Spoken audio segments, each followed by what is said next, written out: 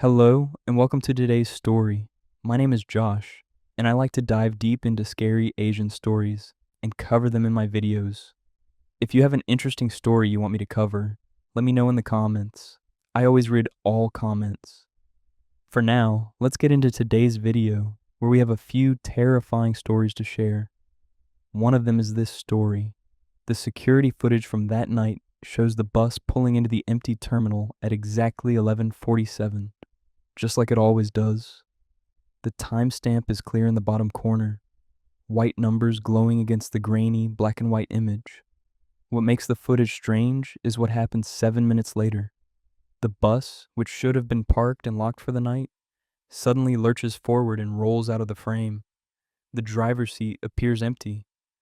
When maintenance crews reviewed the tape the next morning, they noticed something else. Just before the bus moves, there's a flicker near the front door, like static interference, but only in that one spot. The rest of the image stays perfectly clear. Route 88 winds through the older districts of Taipei, places where narrow streets still smell like incense and fried scallions, where apartment buildings lean close enough that neighbors can pass things through facing windows. During the day, the route carries students and shop workers and elderly people with canvas bags full of vegetables. After 9 in the evening, the bus empties out. By the time it reaches the last official stop at 11:30, there's rarely anyone left aboard. The final stretch, from terminal back to the depot, is supposed to be empty. No passengers, no stops. Just a straight drive through streets that grow darker and quieter with every block. Chen Wei had been driving Route 88 for 3 years when it happened. He was 34, married with a daughter in elementary school, and he took the night shift because it paid better and let him see his family during the day. He wasn't superstitious. He didn't believe in the stories other drivers told in the break room, stories about passengers who shouldn't be there, about stops that appeared on roads where no stops existed. When the older drivers warned him never to open the doors after leaving the terminal, he nodded politely and assumed they were hazing the newer employees. The company had clear rules. After the last stop, you drove straight to the depot. You didn't deviate from the route. You didn't open the doors for anyone, no matter how frantically they waved or knocked. Chen Wei followed those rules carefully for 3 years. He prided himself on punctuality, on keeping the bus clean, on treating every passenger with courtesy, even when they were rude or drunk or both. His personnel file was spotless. His safety record was perfect. He'd received 2 commendations for helping elderly passengers, and once stayed late to help a woman find her lost wallet wedged between seats. The job wasn't glamorous, but Chen Wei took it seriously. He liked the routine, the predictability of the same route night after night, the way he could navigate the turns and stops without thinking. His wife sometimes joked that he could probably drive Route 88 in his sleep. On the night of October 14th, Chen Wei was tired. His daughter had been sick the week before, and he'd spent several nights sleeping in a chair beside her bed, waking every time she coughed. She was better now, but the exhaustion had settled deep into his bones. He'd drunk 3 cups of coffee before starting his shift, and still his eyes felt heavy as he pulled out of the terminal at 11:47. The streets were empty. Streetlights threw long shadows across the pavement, and most of the shops had their metal shutters pulled down and locked. A few neon signs still flickered in restaurant windows, casting red and blue light onto wet pavement, though it hadn't rained. Chen Wei drove on autopilot, his hands steady on the wheel, his mind drifting to whether they had enough milk for breakfast. The bus hummed its familiar mechanical song, the engine's rhythm steady and monotonous. He passed the closed pharmacy on Minsheng Road, then the night market shuttered and dark, then the elementary school with its empty playground. Everything exactly as it should be. He was thinking about milk when he saw her. She was standing at the side of the road, not at a bus stop, just standing on the empty sidewalk with one arm raised. She was soaked. Her hair hung in wet ropes down her back, and her clothes clung to her body like she'd just climbed out of a river. It hadn't rained in Taipei for over a week. Chen Wei's foot moved toward the brake before his mind fully registered what he was seeing. Every rule said, keep driving. Every instinct said, stop. The woman looked directly at him as he approached, her face pale in the headlights, her eyes wide and desperate. She was standing in front of what used to be a textile factory, a building that had been abandoned for years, its windows broken and covered with plywood. Chen Wei had driven past it thousands of times and never seen anyone there. He thought about his daughter. He thought about how he would want someone to stop if she were ever stranded and soaking wet on an empty road at midnight. He pressed the brake. The bus hissed to a halt, and the doors folded open with their familiar pneumatic sigh. The woman climbed aboard slowly, leaving wet footprints on each step. Up close, Chen Wei could see she was young, maybe mid-20s, with delicate features and old-fashioned clothing, the kind his grandmother might have worn decades ago. A high-collared blouse with fabric buttons, a long skirt that reached her ankles. The style was from the 1960s or 70s, he thought. Though he wasn't certain, she didn't make eye contact. She reached into a small cloth purse and pulled out coins, placing them carefully in the fare box. Chen Wei stared at the coins. They were old, very old, the kind that hadn't been in circulation since before he was born. The metal was tarnished, and the characters stamped on them were in a style he barely recognized. He opened his mouth to say something, but the woman had already moved past him, walking down the aisle toward the back of the bus. She sat in the middle section, near a window, and turned her head to look outside. Water dripped from her hair onto the seat, forming a dark puddle on the blue vinyl. Chen Wei glanced at the rearview mirror. The woman sat perfectly still, her hands folded in her lap, her profile outlined against the dark window. He should say something. He should ask where she needed to go, tell her the bus was heading to the depot and not making any more official stops. But something about the stillness of her posture made him hesitate. The way she held herself reminded him of a photograph, two-dimensional and frozen. Instead, he closed the doors and pressed the accelerator. The bus rolled forward into the empty night.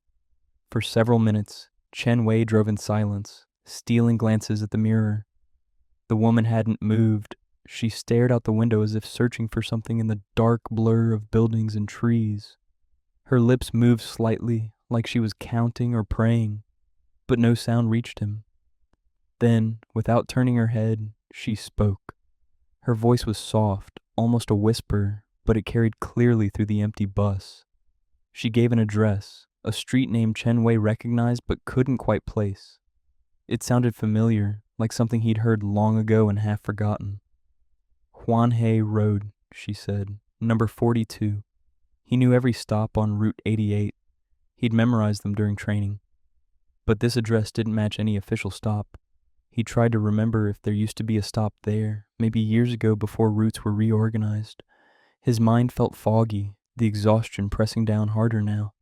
He told her he wasn't sure that was on his route, that he was heading to the depot. The woman didn't respond. She just kept staring out the window. Chen Wei looked at the GPS mounted on the dashboard. The route map glowed blue and red, showing his designated path to the depot. The street the woman mentioned wasn't on it, but when he looked up at the road ahead, he saw a turn he didn't remember, a narrow street branching off to the right. Without fully deciding to, he turned the wheel.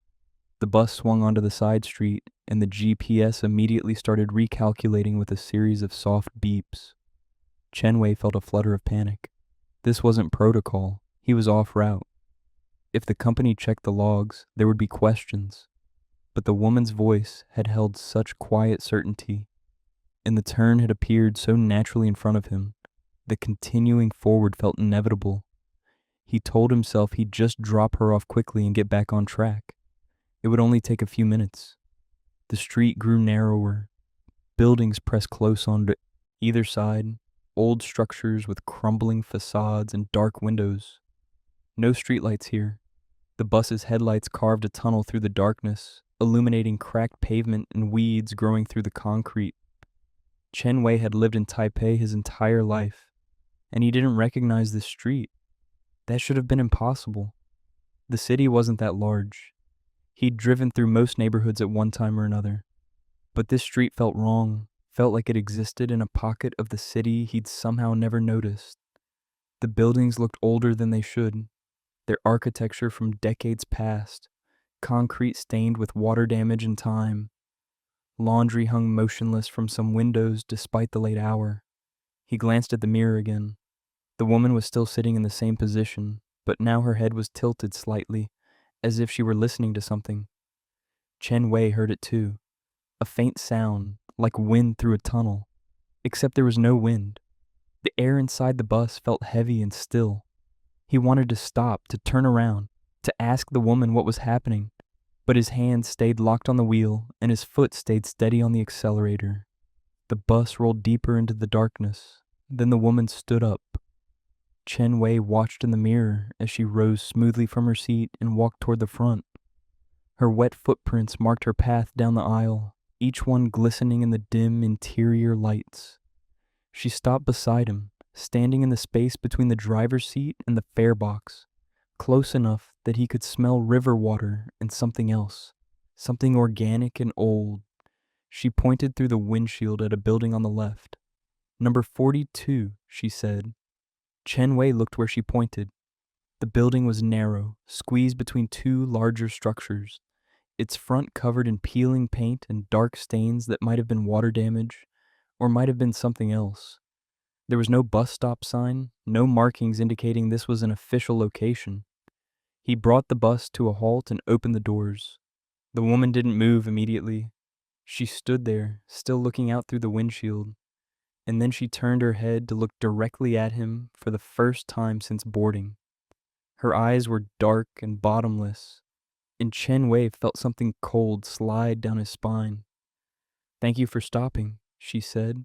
Her voice had changed, become clearer, more present. "Most people don't stop anymore.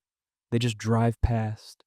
Then she stepped down off the bus and disappeared into the shadows of the building.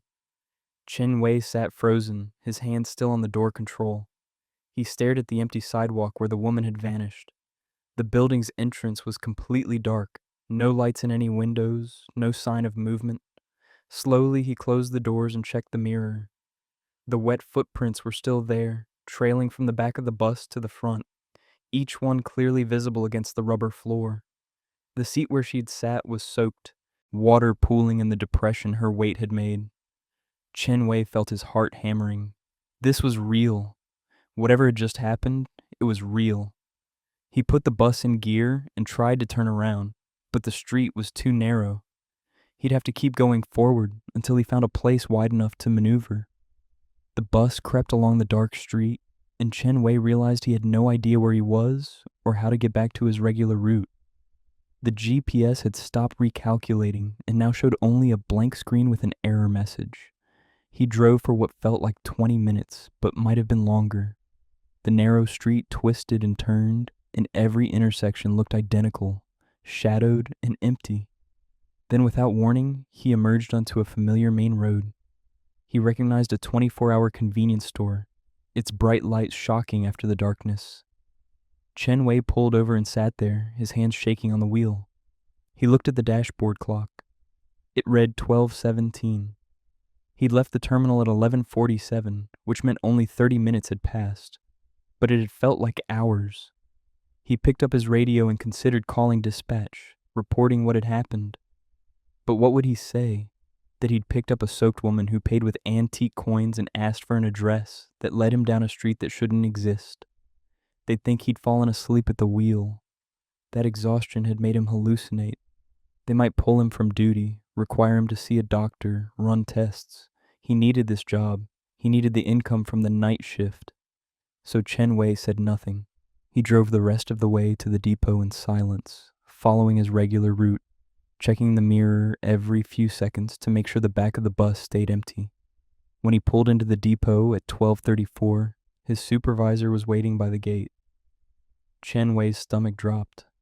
They knew. Somehow they already knew he'd gone off route. But the supervisor just wanted to know if he'd noticed any mechanical issues.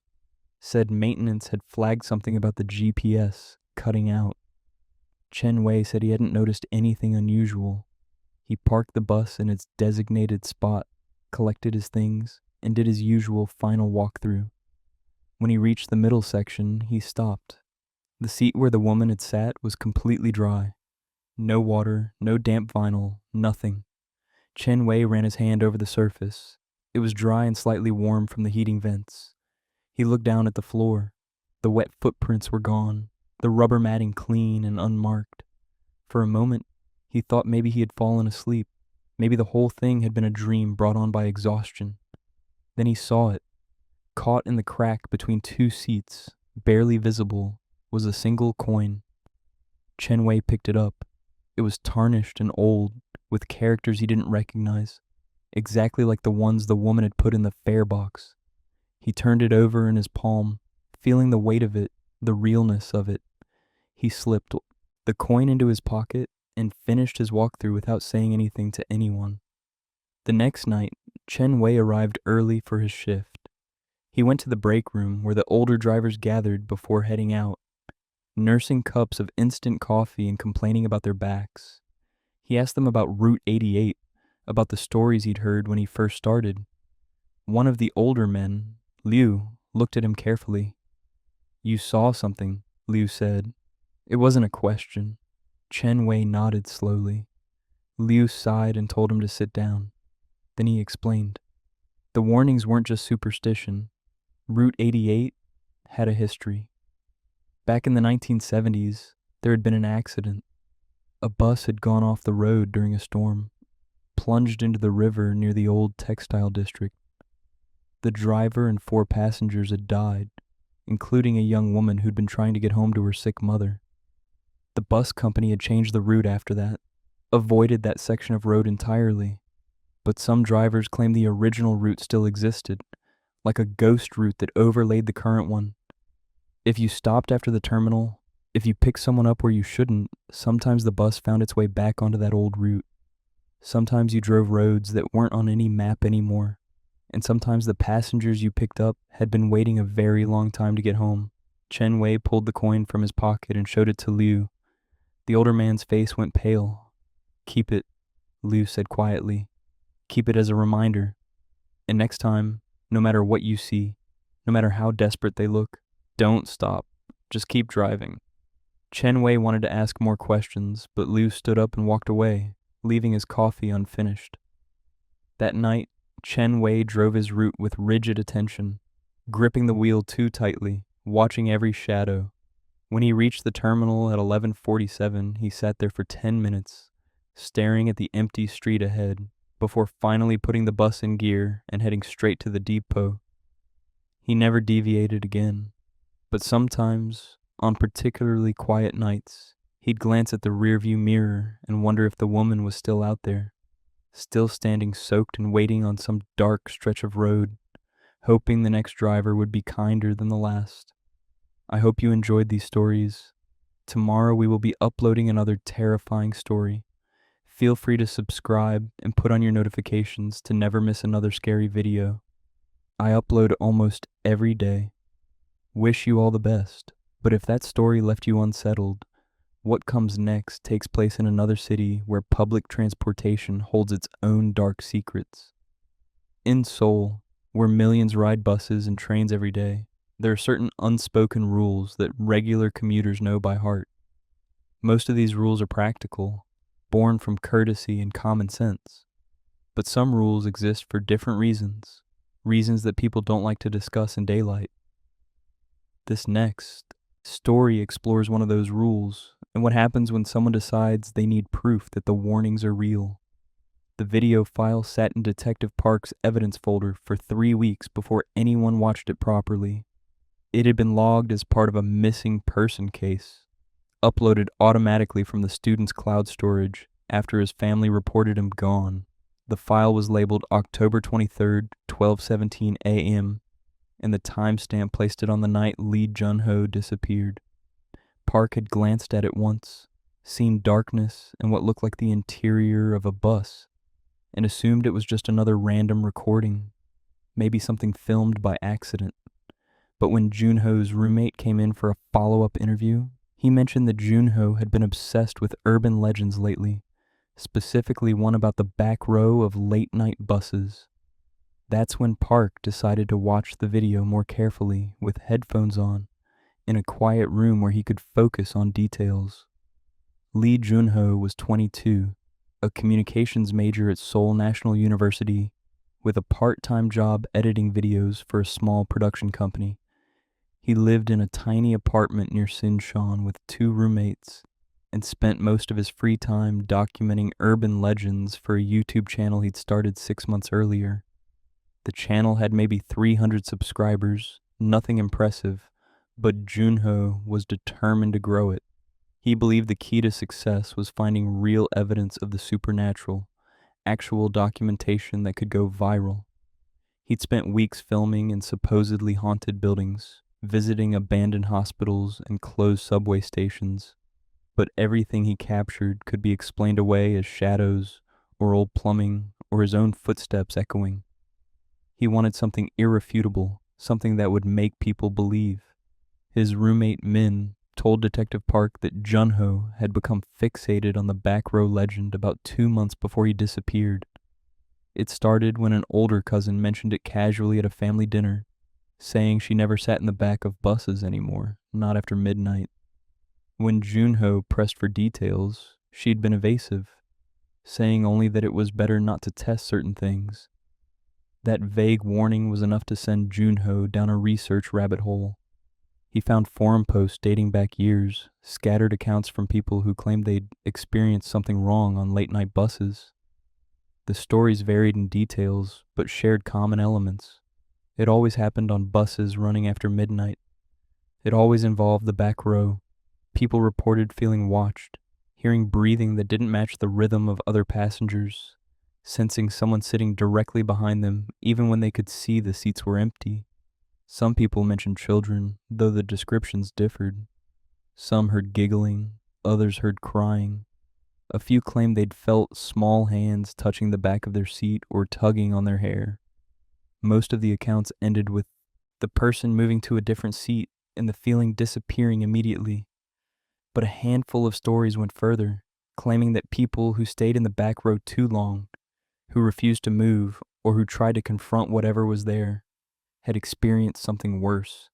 These stories were less detailed, written in vague language about lasting effects, about feeling followed, about seeing something small in their peripheral vision for weeks afterward.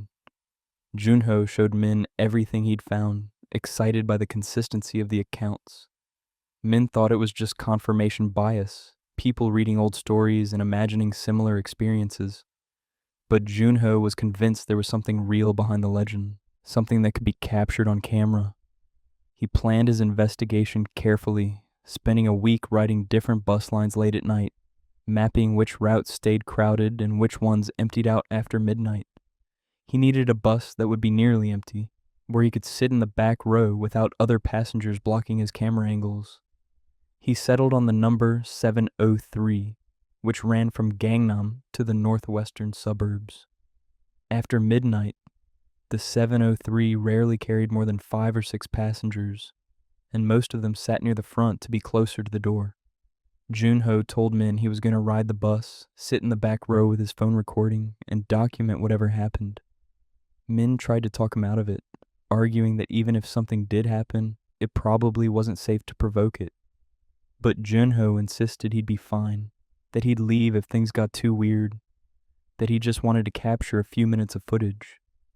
On the night of October 22nd, Junho left the apartment around 11:30, carrying his phone and a small backup camera.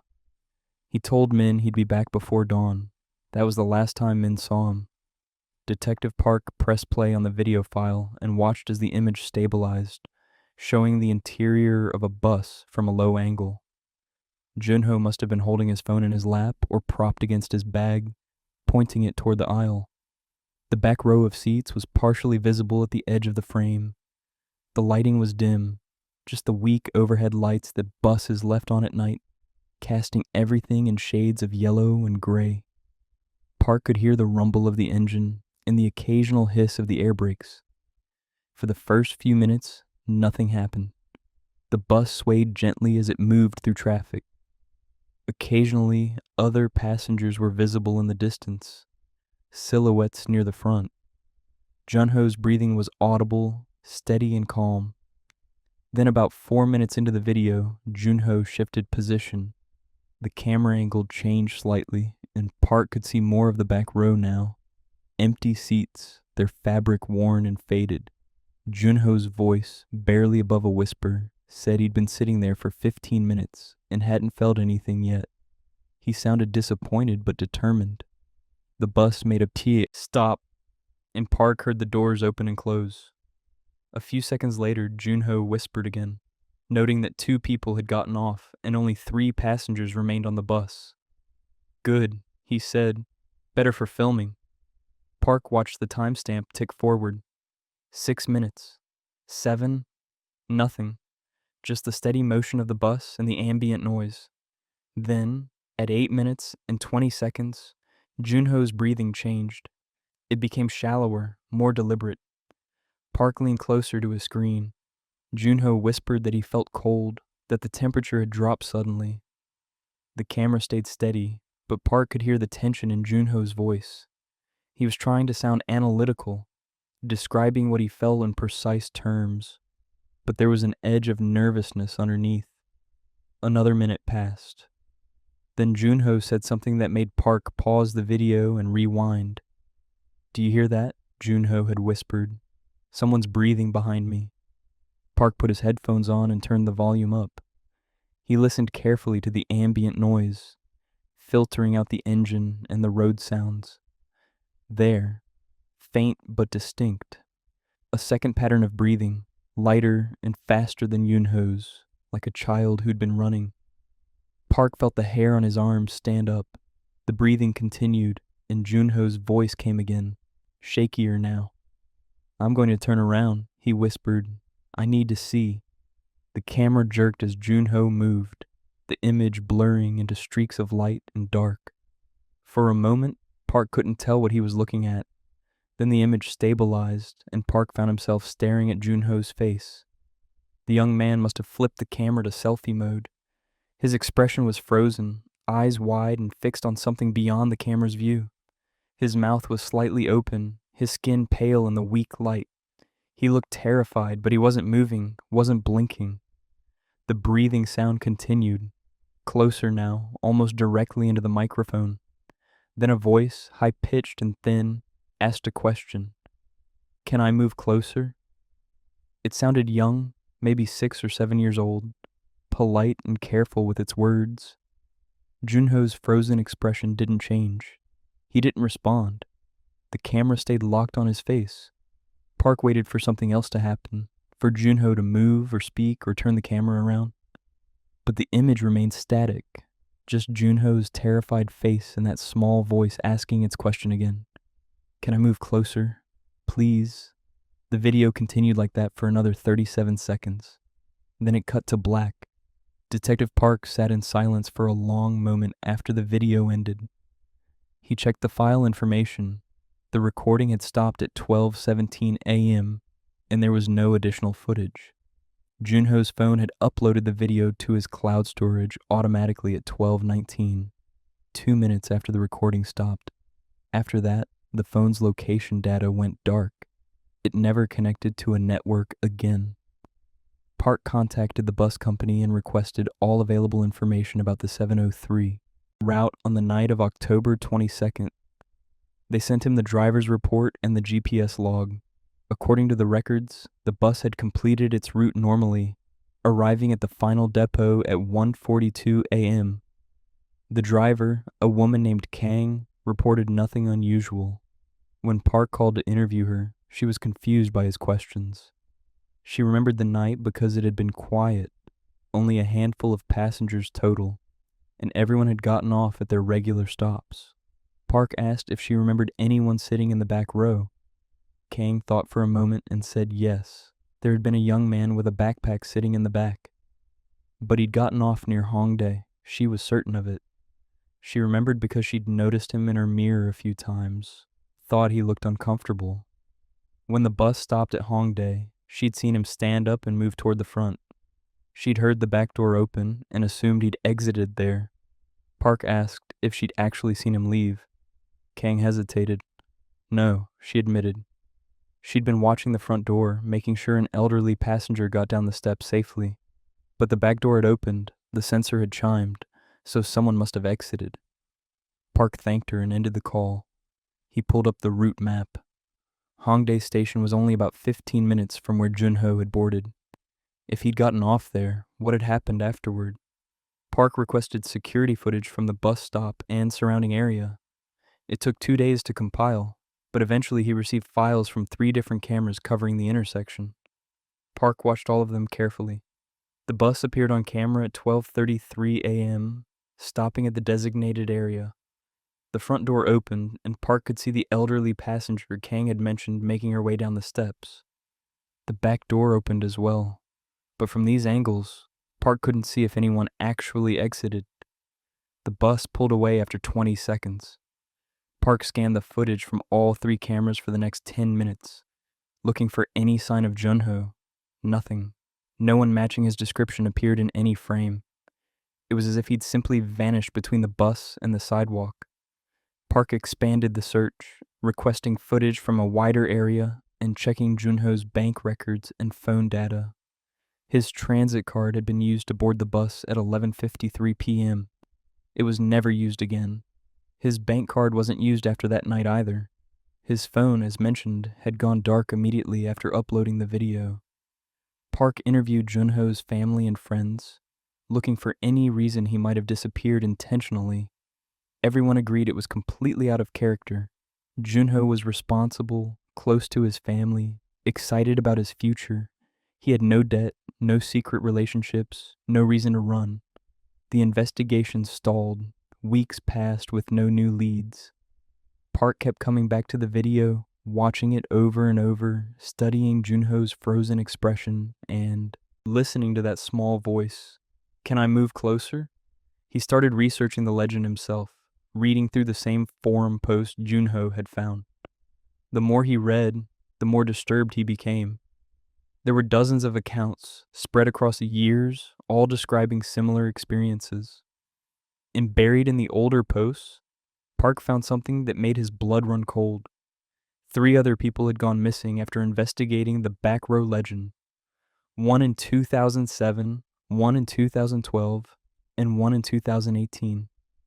All 3 had been young, all 3 had been amateur paranormal investigators, and all 3 had last been seen boarding late-night buses. Their cases had never been solved.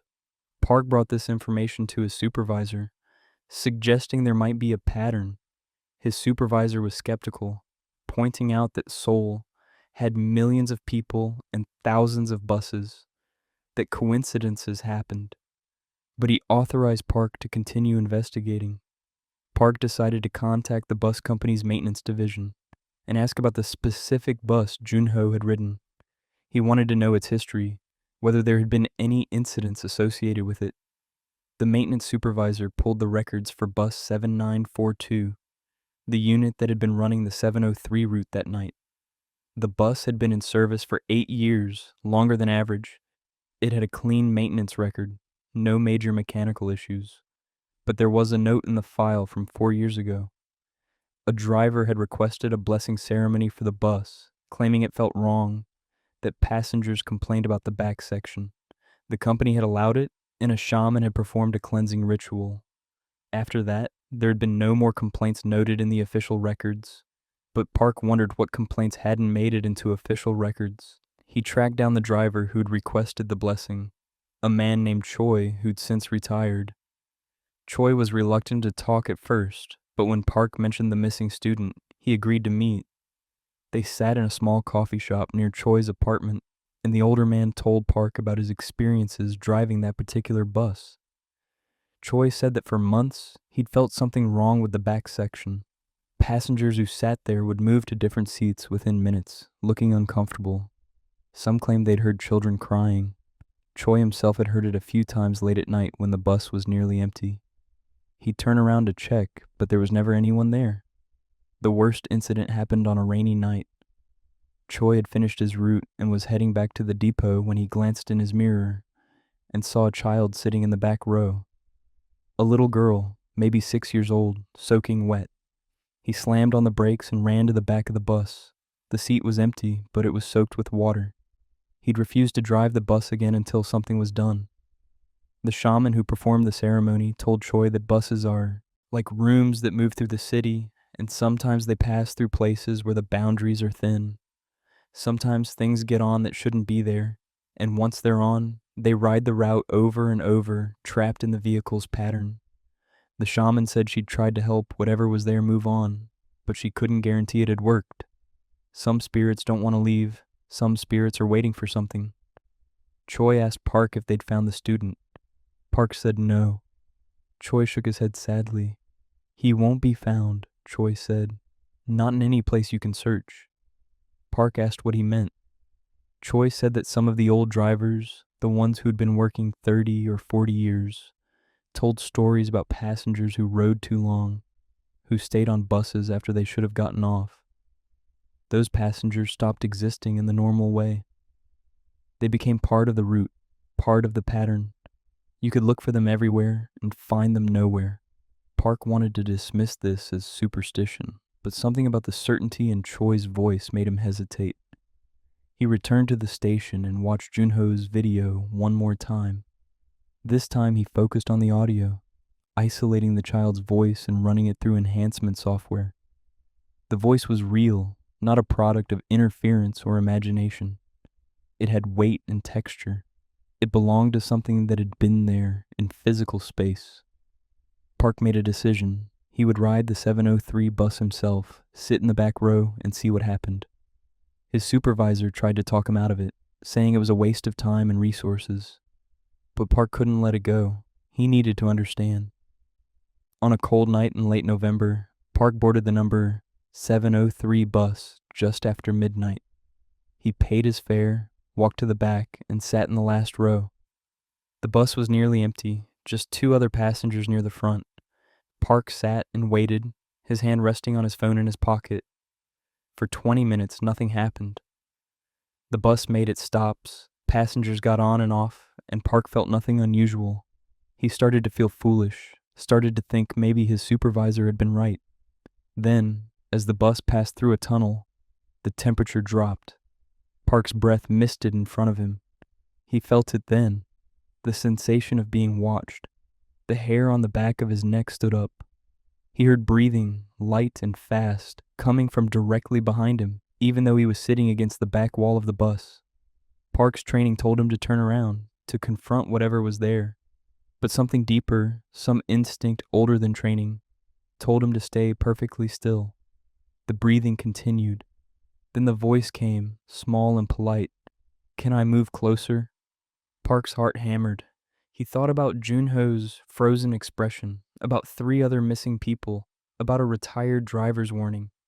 He stood up smoothly and walked to the front of the bus without looking back. He got off at the next stop and watched the bus drive away into the night. His hands were shaking. The next morning, Park filed his report and quietly closed the case as unsolved.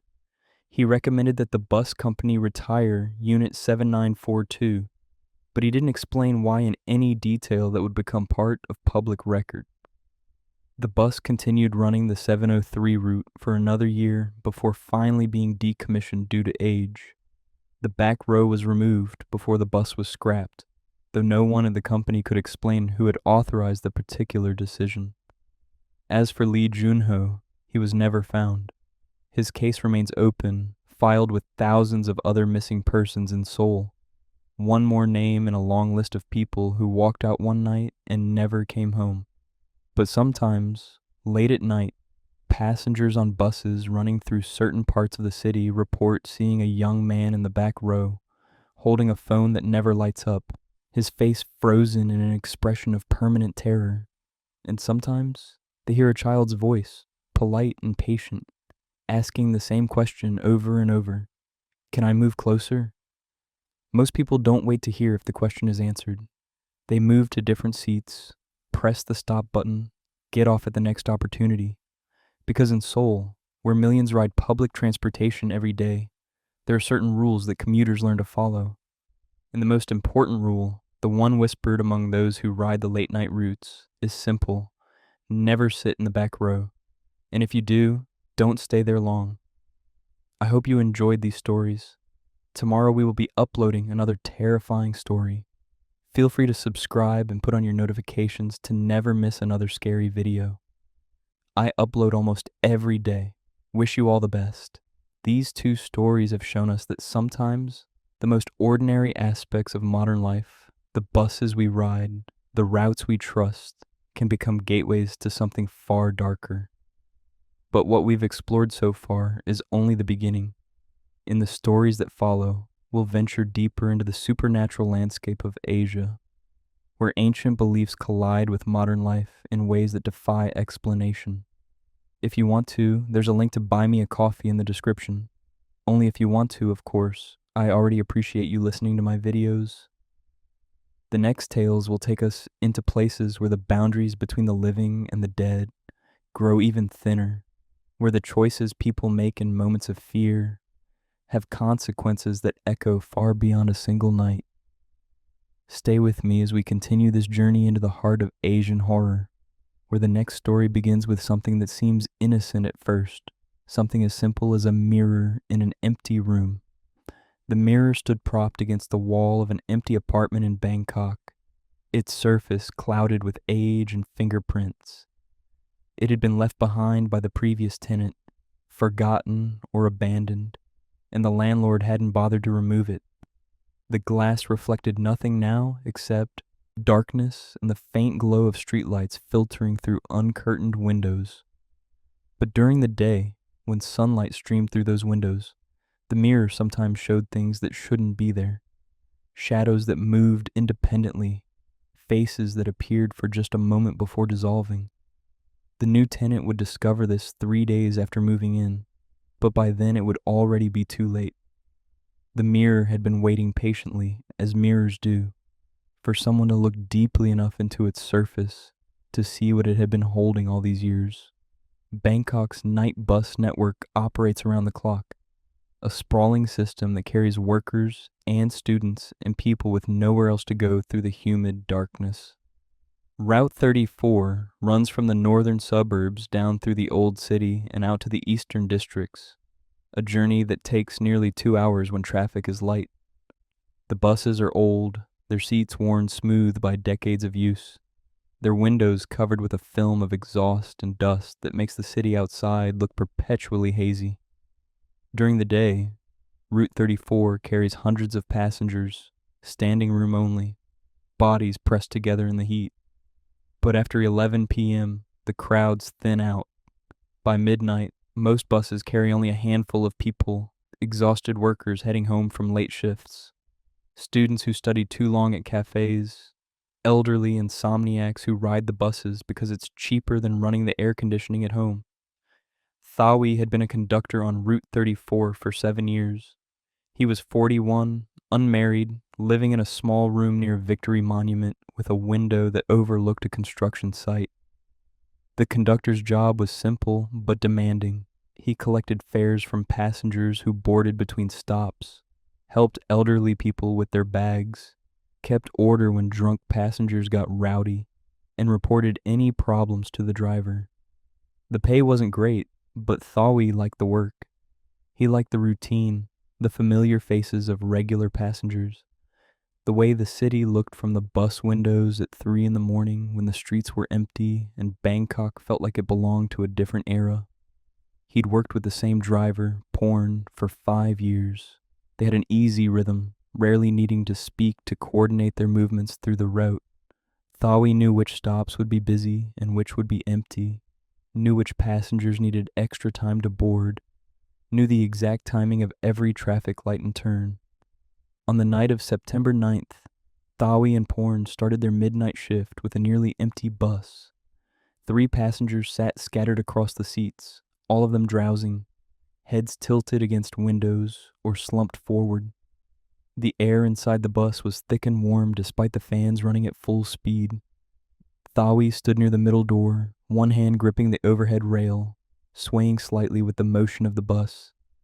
They were passing through the old city, narrow streets lined with shuttered shops and temples dark except for the soft glow of offerings left at spirit houses. At the stop near Wat Saket, the bus doors hissed open and a monk boarded. Thawi registered this automatically, noting that monks rode free according to company policy. The monk was elderly. His saffron robes faded to a pale orange, his head shaved smooth. He carried a small cloth bag and moved slowly up the steps, his bare feet making no sound on the rubber matting. Thawi nodded respectfully, pressing his palms together in a brief way. The monk returned the gesture and moved toward the back of the bus.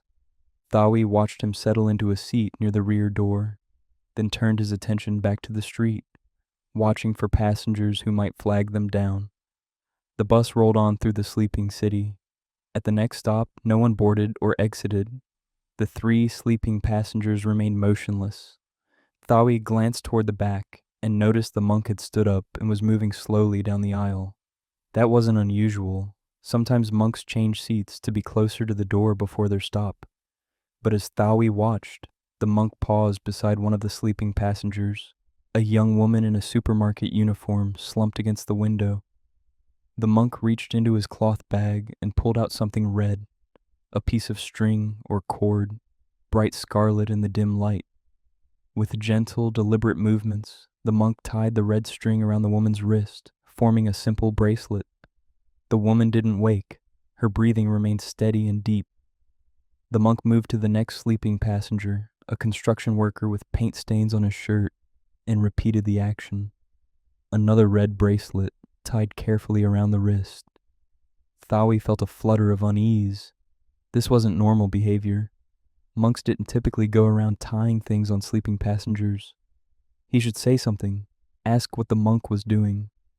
But confronting a monk felt wrong, disrespectful, and the actions seemed harmless enough. Just red string, probably some kind of blessing. Maybe the passengers had requested it earlier and Thawi hadn't noticed. He decided to wait and see what happened.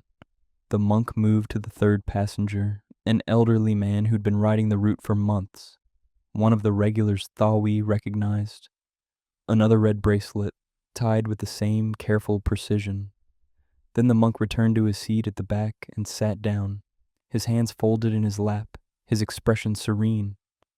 Thawi walked slowly down the aisle, checking on the passengers.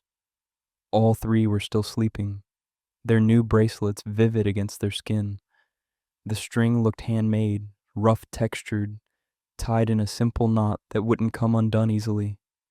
Thawi had seen similar bracelets before at temples, blessed strings that monks gave to devotees for protection or good fortune, but he'd never seen anyone distribute them to sleeping strangers on a bus.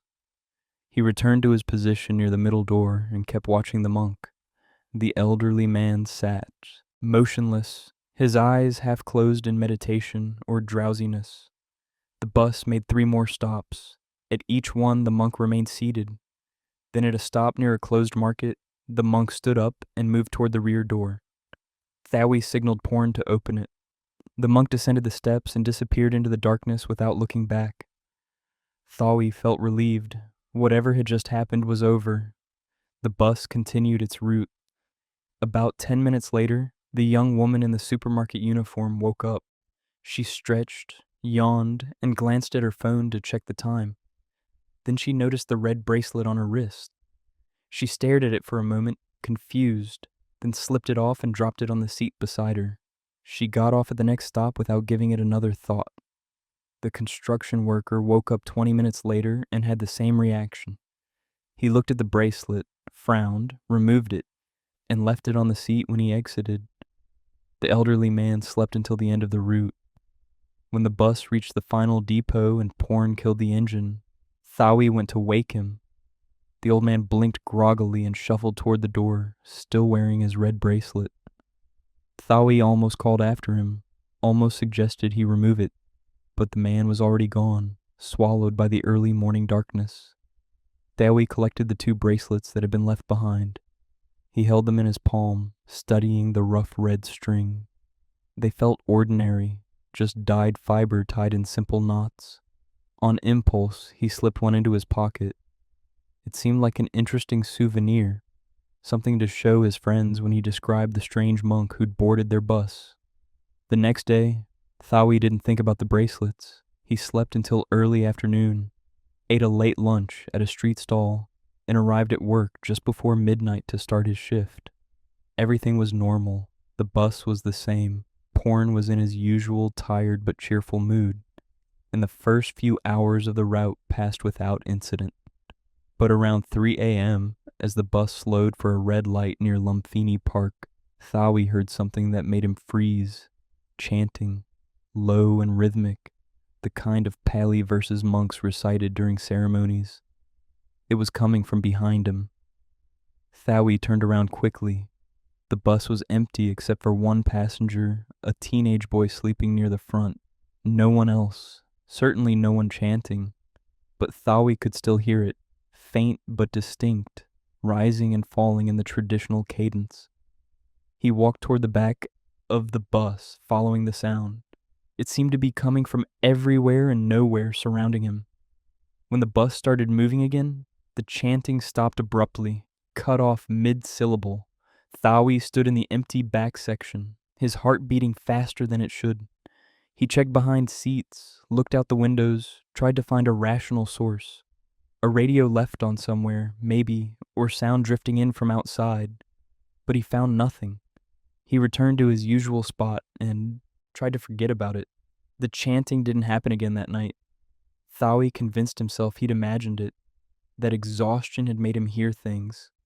But the following night, it happened again. This time the bus slowed for a stop near Chinatown, and as the brakes engaged, Thawi heard the chanting start up behind him. The same low rhythmic verses, unmistakably the sound of religious recitation. He spun around. Still no one there. The teenage girl who'd been sitting in the back had gotten off at the previous stop. The bus was completely empty except for porn up front. When the bus accelerated, the chanting stopped. Thawi's hands felt cold despite the humid heat. This was happening. This was real. The third night, Thawi told porn about it. The driver listened, his face creased with concern, and suggested that maybe Thawi should take a few days off, get some rest. But Thawi knew rest wouldn't help. Something was wrong, and it had started the night the monk boarded. He thought about the bracelets, about the one still sitting in his locker at the depot. That night, he left it there, didn't bring it with him. But it didn't matter. The chanting still came, every time the bus slowed or stopped, rising from the empty space behind him. It was getting louder. By the end of the first week, Thawi was barely sleeping. The chanting followed him even during the day, starting up whenever he slowed down, whenever he paused. He'd be walking to buy food and stop to check his phone, and there it would be, that low rhythmic sound at his back. He'd be showering and turn off the water, and in the silence he'd hear it beginning. He couldn't escape it. He started researching red string bracelets, searching online for information about their significance. He learned that monks tied them for protection, for blessing, for warding off evil. But he also found stories about cursed strings, about bracelets that bound people to spirits or obligations they didn't understand. Some sources said that removing a blessed bracelet before it fell off naturally could transfer the protection away, could leave you vulnerable. Others said that keeping someone else's bracelet could tie you to their fate. Thawi tried to remember what had happened to the 3 passengers who'd received bracelets. The young woman and the construction worker had removed theirs immediately and left them behind. The elderly man had kept his on. Thawi hadn't seen any of them since that night, but that wasn't unusual. Route 34 carried hundreds of different people. Passengers came and went. Still, he decided to check. He started asking around, describing the 3 passengers to other drivers and conductors who worked the same route. Had anyone seen them recently? Most people shrugged, unable to remember specific faces from the blur of passengers they saw each night. But one driver, an older woman named Noi, remembered the construction worker. She said he'd been in an accident about a week after Thawi last saw him. A scaffolding collapse at his job site. He'd been hospitalized with serious injuries. Noi had heard about it from another passenger who worked at the same construction company. Thawi felt sick. He asked about the young woman. No one knew anything. He tried to find information about the elderly man, but without a name, it was impossible. Then, 2 weeks after the monk had boarded, Thawi saw a news report that made his blood run cold. A flood had swept through a neighborhood near the route, the result of a sudden storm and overwhelmed drainage. 3 people had died. One of them was an elderly man whose photo appeared briefly on screen. Thawi recognized him immediately. The regular passenger, the one who'd kept his red bracelet on. Thawi went to the depot and retrieved the bracelet from his locker. It was still there, coiled in a small plastic bag where he'd left it. But when he pulled it out, he noticed something that made him drop it. The bracelet was tighter. It had been loose when he'd collected it from the seat, the circle wide enough to slip easily over his hand. Now it was smaller, the string somehow contracted, as if it had been slowly tightening over the past 2 weeks. Thawi stared at it lying on the floor. This wasn't natural. String didn't shrink like that. He picked it up carefully, holding it by the knot, and considered throwing it away. But something stopped him. If the bracelet was connected to what was happening to him, destroying it might make things worse.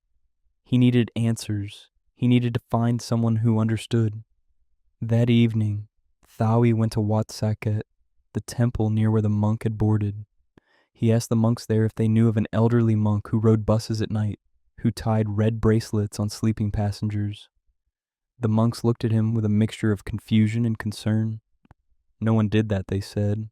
Blessing strings were given during ceremonies with proper rituals and prayers.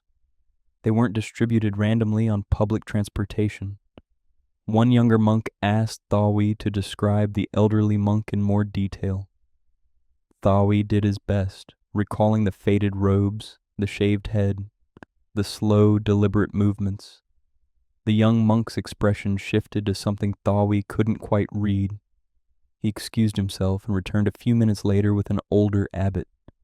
The abbot listened to Thawi's description and asked several careful questions.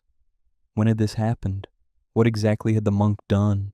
Had anyone else seen him? Thawi answered as accurately as he could. The abbot was silent for a long moment, then asked to see the bracelet. Thawi pulled it from his pocket.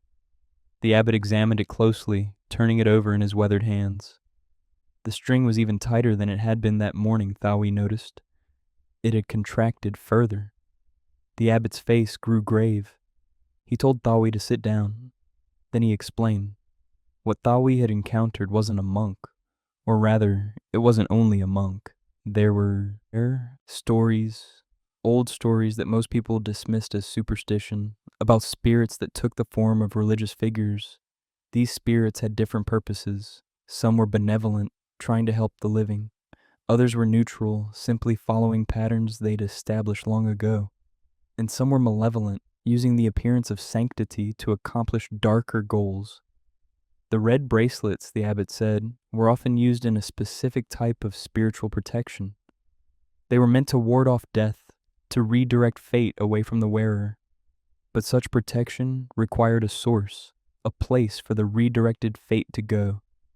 Someone had to take on what the protected person avoided. Usually this was done willingly, with full knowledge and ritual preparation.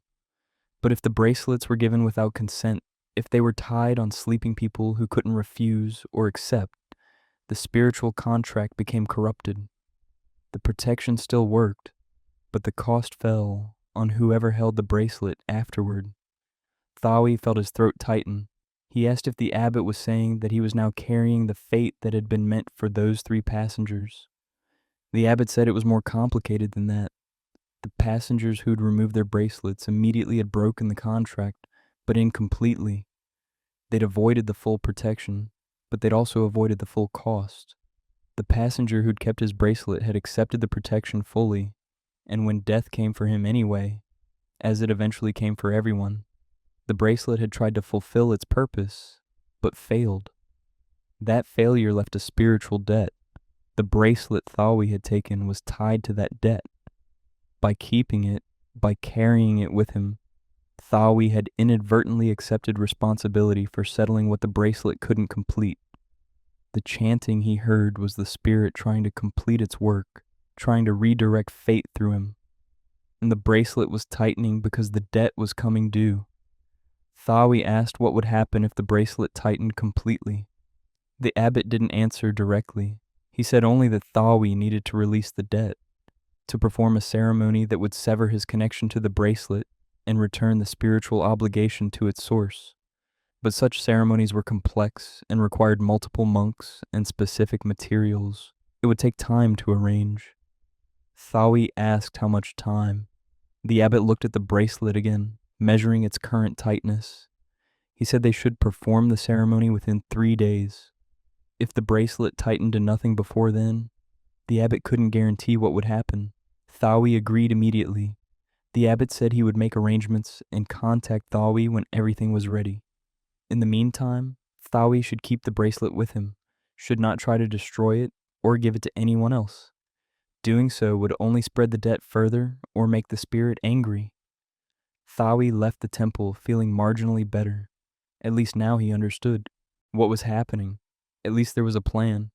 But that night, when he went to work, the chanting was constant. It didn't wait for the bus to slow or stop. It surrounded him from the moment he climbed aboard, a continuous low drone that made it hard to think. Porn noticed immediately that something was wrong. Thawi's face was pale and drawn, and he kept looking over his shoulder at empty seats. Halfway through the route, Porn pulled the bus over and asked if Thawi needed to go home. Thawi almost said yes, but he thought about the bills he needed to pay, the shifts he couldn't afford to miss. He told Porn he'd be fine, just tired. They continued. The chanting grew louder. By 4 a.m. it was so loud that Thawi could barely hear anything else. Passengers' voices reached him as if from a great distance. The sound of traffic outside was muffled and strange. Only the chanting was clear, filling his head until there was room for nothing else. When his shift ended at dawn, Thawi went straight home and tried to sleep. But the chanting continued, and beneath it, he heard something new, a voice, thin and elderly, asking questions in Pali that Thawi couldn't understand. He pressed his hands over his ears, but the voice came from inside, not outside. On the second day, Thawi checked the bracelet. It had tightened further. The circle was now barely larger than his thumb. By evening, it would be smaller still. He called the temple. The abbot said the ceremony was almost ready. They just needed one more monk to arrive from another province. Tomorrow evening, the abbot promised. They'd perform the ceremony tomorrow evening. Thawi had to make it until then. That night at work was the worst. The chanting was so overwhelming that Thawi stumbled when he walked, disoriented by the noise. Porn insisted he sit down, told him he'd handle the fares. Thawi sat near the front of the bus, the bracelet clutched in his hand, and tried to endure. He felt it tightening in his palm, the string contracting in small pulses, like something alive. Around 2 a.m., the bus stopped at a red light, and the chanting suddenly ceased. The silence was so abrupt and complete that Thawi gasped. Then he heard the voice clearly for the first time. It spoke in Thai now, not Pali, and it was coming from the seat directly behind him. The debt must be paid, the voice said. You carry what was left unfinished. Until it is finished, you cannot rest. Thawi turned around slowly. The seat was empty, but he could see a depression in the vinyl, as if weight pressed down on it. The voice came again. Tomorrow you will release this, the voice said. But know that release is not escape. The debt will be paid by someone. Always the debt is paid. Thawi asked who would pay it. The voice didn't answer. The chanting resumed, and the bus started moving. The next evening, Thawi went to Wat Saket, carrying the bracelet in a cloth bag. His hands shook as he walked through the temple gates. The abbot met him in the main hall where 5 other monks had gathered, all of them elderly, all of them serious-faced. They'd prepared an altar with candles and offerings, and they directed Thawi to sit in the center of a circle they'd drawn on the floor. The ceremony took over an hour. The monks chanted different verses than the ones Thawi had been hearing, these ones filled with power and intention. They burned incense and sprinkled blessed water and passed the bracelet between them, each monk holding it briefly before passing it on. Thawi felt the pressure in his head begin to ease. The constant chanting that had plagued him for 2 weeks faded gradually, like a radio being turned down. By the time the ceremony concluded, he could barely hear it, just a faint whisper at the edge of perception. The abbot took the bracelet and placed it in a special container, a small metal box inscribed with protective symbols. He sealed the box and told Thaui it was done. The debt had been returned to its source. The spirit would no longer follow him. Thaui asked what would happen to the spirit now. The abbot said it would continue as it had before, riding buses and tying bracelets on sleeping passengers, trying to fulfill its purpose. Some spirits couldn't let go of their intentions, even after death. They repeated the same actions endlessly, trapped in patterns they'd created while living. The best anyone could do was avoid them. Thaui asked if the passengers were in danger. The abbot said that depended on whether they accepted or rejected the bracelets. Those who wore them willingly would receive protection, though at a cost they might not understand.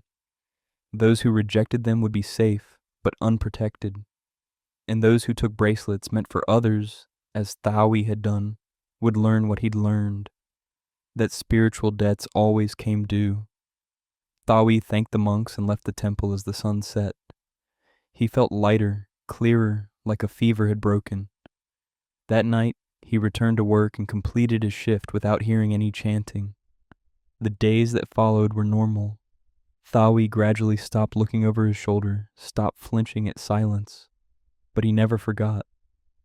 And he warned every new conductor who started working Route 34. If you ever see a monk tying red bracelets on sleeping passengers, he'd say, "Don't touch them. Don't pick them up. And don't try to understand. Some mysteries are better left alone." I hope you enjoyed these stories. Tomorrow we will be uploading another terrifying story. Feel free to subscribe and put on your notifications to never miss another scary video. I upload almost every day. Wish you all the best. The story of the red bracelets shows how easily the supernatural can enter our lives, how a single moment of curiosity can bind us to forces we don't understand. But sometimes the supernatural doesn't wait for us to make mistakes. Sometimes it announces itself clearly, broadcasting its presence for anyone willing to see. In Manila, where jeepneys rattle through crowded streets day and night, one particular vehicle has been displaying messages that no one at the transportation office can explain. And the people who notice those messages often wish they hadn't. The route display on the jeepney should have shown numbers and street names, the standard destinations that passengers use to plan their journeys. Instead, it flickered with words that made no sense to anyone who didn't read the newspapers carefully. For 3 weeks, no one paid much attention. The jeepney was old, its electrical system temperamental, and passengers assumed the garbled display was just another mechanical failure in a vehicle that probably should have been retired years ago. But on the night of November 3rd, a university student named Rosa boarded the jeepney near Quiapo and noticed something that made her pull out her phone and start recording. The display was showing names, not street names or destinations, but what looked like full names of people. Maria Santos, Carlos Reyes, John Paul Mendoza. The names scrolled past slowly, appearing for a few seconds each before being replaced by the next. Rosa watched, puzzled, and then pulled up a news app on her phone. She searched for the first name. Maria Santos had died 2 days earlier in a car accident in Makati. Rosa's pulse quickened. She searched for the second name. Carlos Reyes had died in a house fire in Quezon City 4 days ago. Her hands started shaking. She searched for the third name. John Paul Mendoza had died of dengue fever 6 days ago. Rosa looked up from her phone and stared at the display as it continued its slow scroll of names. Every single one was a recent death. The jeepney had become a rolling obituary. Manila's jeepneys are an icon of Filipino culture, repurposed military vehicles transformed into colorful public transportation, each one decorated according to its driver's taste with chrome ornaments and religious icons and phrases painted in elaborate script. They run on semi-fixed routes, though drivers have some flexibility about their exact paths. Passengers pay based on distance traveled. passing their coins forward through a chain of hands until it reaches the driver. Then change comes back the same way. The system is chaotic but functional, and millions of people rely on jeepneys daily.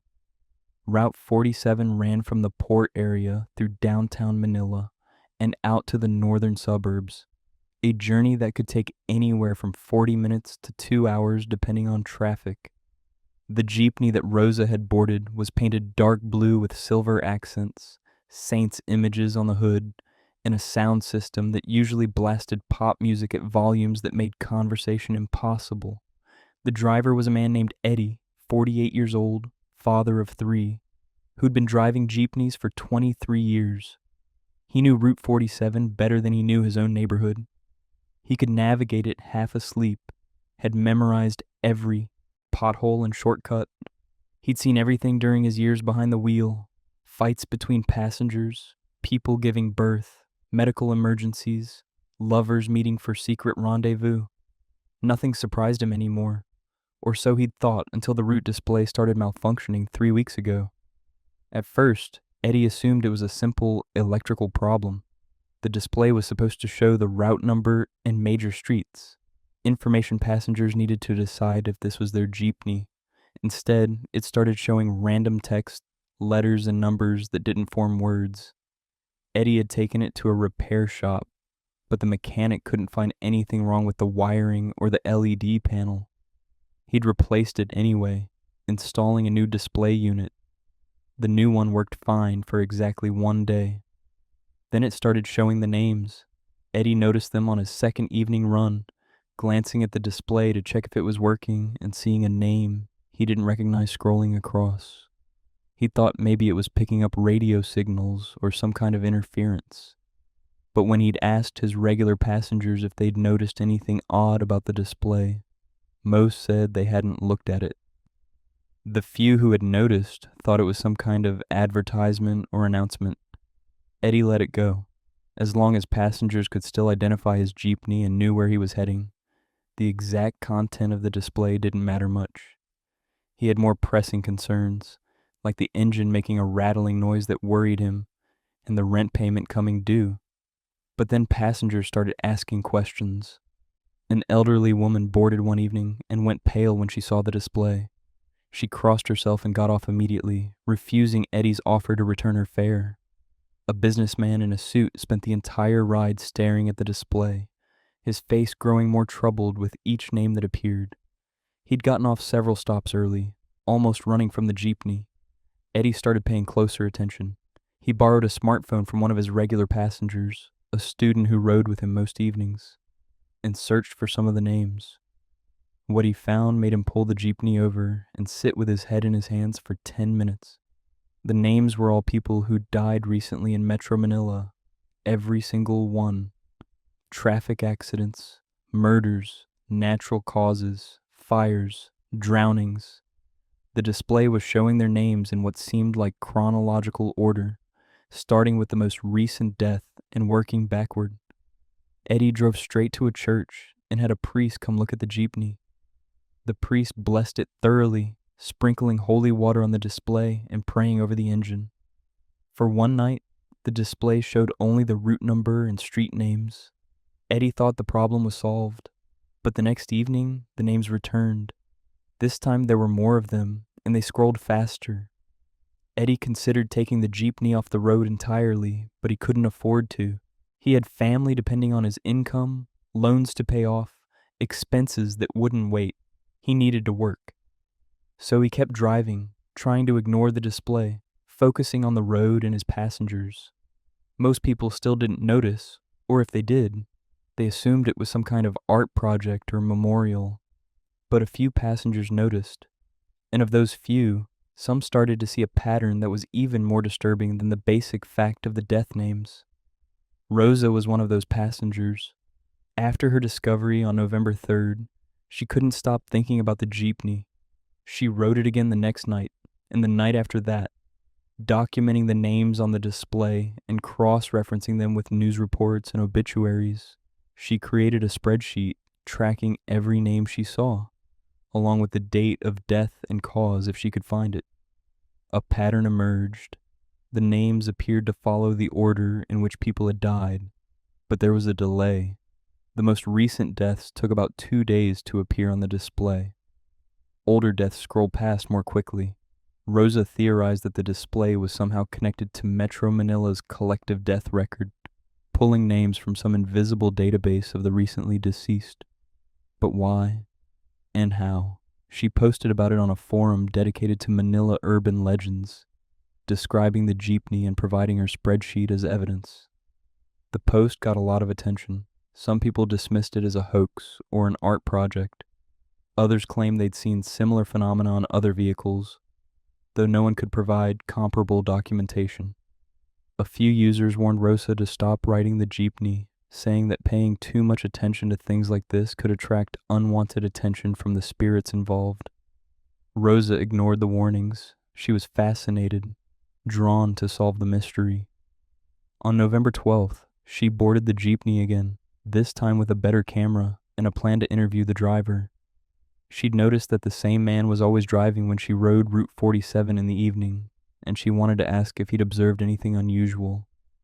Eddie was reluctant to talk at first, but when Rosa showed him her spreadsheet and explained what she'd discovered, he admitted he'd noticed the same thing. They talked during the slow crawl through evening traffic. Eddie's eyes mostly on the road, but occasionally glancing at Rosa in the rearview mirror. He told her about the priest's blessing, about the replacement display, about passengers who'd fled the jeepney after seeing the names. Rosa asked if he had experienced anything else unusual. Eddie hesitated, then said yes. Sometimes, when the jeepney stopped at certain locations, names would disappear from the display, not scroll off naturally, but vanish abruptly, erased mid-appearance. Rosa asked if he remembered where those stops were. Eddie said he'd been trying not to pay attention, but yes, he had a sense of the locations. They tended to be places where someone had died recently. Accident sites, buildings where murders had occurred, intersections where traffic fatalities happened. When the jeepney stopped at these locations, the corresponding name would vanish from the display. Rosa felt a chill. She asked what Eddie thought that meant. He said he tried not to think about it at all. They were discussing this when a drunk man boarded at a stop near Divisoria. He was loud and unsteady, laughing to himself, clearly having spent the evening at a bar. Most of the other passengers edged away from him, but the jeepney was crowded and there was limited space. The drunk man squeezed into a seat near the front, close to where Eddie sat. He was the type who talked to anyone and everyone, and he immediately started a rambling monologue about his day, his job, his complaints about traffic. No one responded. The drunk man didn't seem to notice. He kept talking, his words slurring together. Then he noticed the display. He squinted at it, trying to focus on the scrolling names. "What's this?" he asked loudly. "Some kind of memorial?" "Who are all these people?" No one answered. Rosa watched from her seat further back, camera still recording. The drunk man laughed. "I should put my name up there," he said. "Everyone should know my name. I'm Rafael Domingo, and I'm the best mechanic in Tondo." He shouted his full name again, louder this time, laughing at his own joke. "Rafael Domingo," he declared. "That's me. Remember it." Several passengers shushed him, but he ignored them. He stared at the display as if daring it to respond. Then something happened that made everyone in the jeepney go silent. The display flickered. The scrolling names paused, then cleared completely. For a moment, the screen was blank. Then new text appeared. Just 2 words. Rafael Domingo. The drunk man's laughter cut off abruptly. He stared at the display, his face going from flushed to pale. "That's my name," he said quietly. "Why's my name there?" The jeepney's engine coughed once, then died completely. Eddie tried to restart it, turning the key and pumping the accelerator, but nothing happened. They sat in the middle of traffic, cars honking around them. The interior of the jeepney lit only by the glow of the display showing Rafael Domingo. The drunk man stood up suddenly, swaying, and lurched toward the exit. He jumped down from the jeepney and stumbled into the traffic, cars swerving to avoid him. Eddie shouted after him, but Rafael was already gone, disappearing into the crowd on the sidewalk. The engine started on its own a moment later, rumbling to life without Eddie touching the key. The display cleared, going back to its scrolling list of names. But Rafael Domingo was no longer on it. Eddie sat frozen, his hands gripping the wheel. Rosa's camera had captured everything. The next morning, Rosa searched online for Rafael Domingo. She found his social media profiles easily.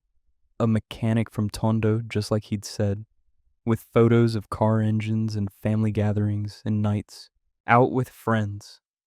His last post was from the evening before, a check-in at a bar near where he'd boarded the jeepney. Rosa spent the day obsessively refreshing his profile, waiting to see if he'd post again. By evening, she was frightened by her own behavior, by the way she was treating a stranger's potential death as a puzzle to solve. She considered deleting her spreadsheet, stopping her investigation, never riding that jeepney again. But she couldn't let it go. That night, she boarded Route 47 again. Eddie recognized her immediately. His face was drawn and tired, and he barely acknowledged her. The jeepney was less crowded than usual, as if word had spread about the strange display. Rosa sat near the back and watched the names scroll past. No Rafael Domingo. An hour into the route, Rosa's phone buzzed with a notification. Someone had commented on her forum post, adding a link to a news article. Rosa's hands shook as she opened it. The article was about a traffic accident that had occurred early that morning on a highway outside Manila. A man had been struck by a truck while trying to cross the road on foot. He'd been killed instantly. The victim's name was Rafael Domingo, age 37, a mechanic from Tondo. Rosa felt like she might be sick. She looked up at the display. Rafael's name appeared, scrolling past with all the others. It stayed visible for about 10 seconds, then moved on, replaced by the next name in the queue. Rosa forced herself to keep recording, to document this, but her mind was reeling. The jeepney had accepted Rafael's name when he shouted it. The display had claimed him, and now he was dead. Cause and effect or coincidence? Rosa didn't know. She rode until the end of the route, then approached Eddie as the last passengers departed. She showed him the article. Eddie read it, his face expressionless. Then he said he was done. He couldn't drive this jeepney anymore. Consequences be damned. He'd find other work, borrow money if he had to, but he wouldn't be responsible for whatever this vehicle was doing. Rosa asked if he really thought the jeepney had killed Rafael. Eddie said he didn't know, but he wasn't going to risk finding out. Eddie parked the jeepney at the terminal that night and never drove it again. He sold it the following week to a dealer who specialized in used vehicles, not mentioning anything about the display. The dealer sold it to a new driver within days. That driver reported the malfunctioning display to the repair shop, got it replaced again, and the problem seemed to resolve. For a month, the jeepney ran normally. Then the names started appearing again. The new driver, not knowing the history, assumed it was a weird electrical glitch and ignored it. He drove the route for 3 weeks before he noticed that a passenger had collapsed in the back seat. The man was dead, apparent heart attack, and when the paramedics arrived, they asked his name. The new driver hadn't known the passenger personally, but he'd heard him introduce himself to another passenger earlier in the ride. The driver checked the display, and there it was. The dead man's name had been scrolling past all evening. After that incident, the new driver refused to drive the jeepney either. It sat at the terminal for weeks, no driver willing to take it on. The company that owned it considered scrapping it, but the vehicle was still in decent mechanical condition and represented a significant investment. Eventually, they found a driver desperate enough for work to accept it. That driver lasted 2 nights before experiencing something that made him quit. He claimed that while driving late at night, the display had started showing not names, but dates and times. Specific dates and times. And he'd recognized one of them. It was the date and time of his daughter's birth, 6 years earlier. He'd pulled over and sat staring at the display, watching as it showed his daughter's name, then a future date, a date 3 days away. The driver had taken his daughter out of school and driven to the province to stay with relatives until the date passed. Nothing happened. His daughter was fine. But the driver never came back to Manila, never touched another jeepney. The vehicle was eventually sold to a private collector who'd heard the stories and wanted to study it. The collector kept it in a garage, documenting the names that appeared on the display, comparing them to death records. The patterns continued, names of the recently dead, scrolling in chronological order. Sometimes the display would glitch and show dates instead of names. Sometimes it would show locations. The collector published a paper about it, arguing it was evidence of vehicles becoming repositories for psychometric energy, absorbing information about death and tragedy that occurred along their routes.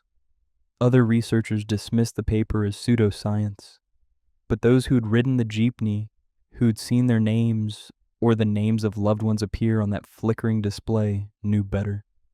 Rosa continued to investigate for several more months, building an extensive archive of data about the jeepney and similar phenomena reported on other vehicles throughout Metro Manila. She found 3 other cases of public transportation displaying death-related information, though none as comprehensive or consistent as Route 47's jeepney.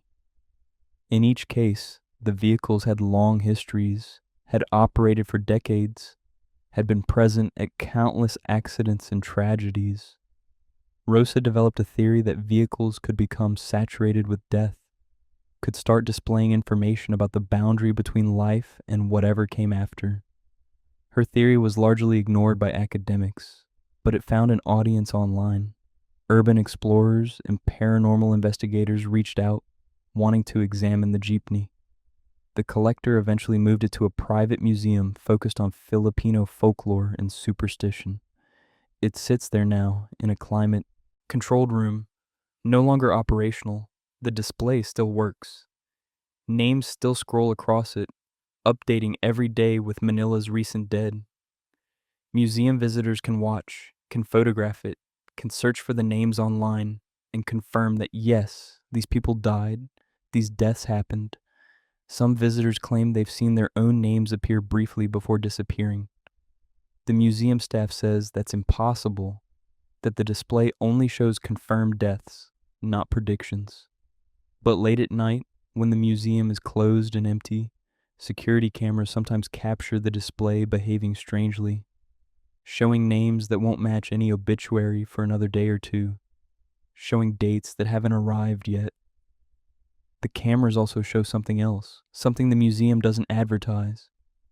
Occasionally, a figure appears in the footage, standing near the jeepney. A man in mechanic's clothes, staring at the display, his face illuminated by its glow.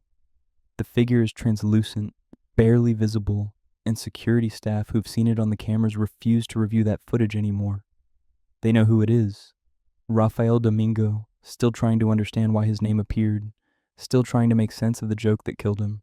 He's there most nights now, another ghost bound to the vehicle that collected so many names, including his own. And the display continues its endless scroll, documenting Manila's dead, a digital memorial that no one asked for and no one can turn off. I hope you enjoyed these stories. Tomorrow we will be uploading another terrifying story. Feel free to subscribe and put on your notifications to never miss another scary video. I upload almost every day. Wish you all the best. The stories we've explored so far have shown us vehicles that become conduits for the supernatural, that transform from simple transportation into something darker and more complex. But the final 2 stories waiting ahead take a different approach. They're quieter, more intimate, about encounters that happen not to crowds, but to individuals, moments where a single choice or observation changes everything. These are the stories that stay with you longest, that make you question what you saw in that mirror, what you heard in that silence, what might be waiting just beyond the edge of your normal, everyday life. What comes next requires your full attention, because the horror isn't in what jumps out at you, but in what you slowly realize has been there all along. The replacement bus sat idling at platform 3 with its hazard lights blinking in the darkness, exhaust rising in pale clouds against the cold mountain air. The train that should have been there, the express to Nagano, was stuck 12 kilometers away behind a landslide that had buried the tracks under tons of mud and broken trees. No one knew when the line would clear. The railway company had scrambled to arrange alternative transportation, calling in buses from nearby towns, apologizing profusely to the stranded passengers, who had been waiting at the rural station for over 2 hours. Most people had already found other ways to continue their journeys, calling relatives or booking expensive taxi rides. Only 7 passengers remained, too tired or too stubborn to make other arrangements, and they climbed aboard the bus with expressions of resignation and irritation. Among them was a man named Takeshi, a sales representative from Tokyo who'd spent the day visiting clients in the mountain towns and just wanted to get home. He settled into a seat near the middle of the bus, pulled out his phone to send his wife a message about the delay, and tried not to think about how much sleep he was going to lose. The bus route would follow the mountain roads that paralleled the train line, winding through tunnels and along steep valleys where villages clung to the hillsides with their lights glowing like scattered embers. It would take longer than the train, perhaps 3 hours instead of 90 minutes, but at least it would get them to Nagano before dawn. The driver was an older man, probably in his 60s, with silver hair and deep lines around his eyes. He made a brief announcement apologizing for the inconvenience and explaining the route they'd take. His voice was calm and professional, the tone of someone who had spent decades dealing with travel disruptions and difficult passengers. Takeshi barely listened. He was already drowsy, his head nodding forward as the warmth of the bus interior and the low rumble of the engine conspired to pull him towards sleep. The other passengers were similarly quiet, slumped in their seats or staring out windows at the darkness. A young couple sat near the front, the woman leaning against the man's shoulder.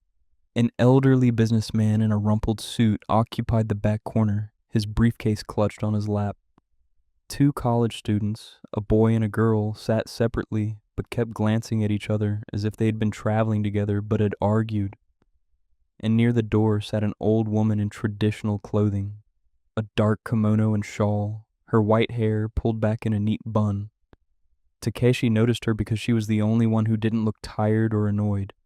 She sat perfectly upright, her hands folded over a small cloth bag in her lap, her eyes alert and watching.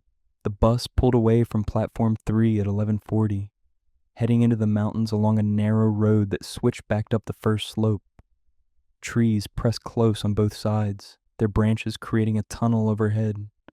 The headlights carved through the darkness, illuminating only a small section of road ahead, while everything else remained black and formless.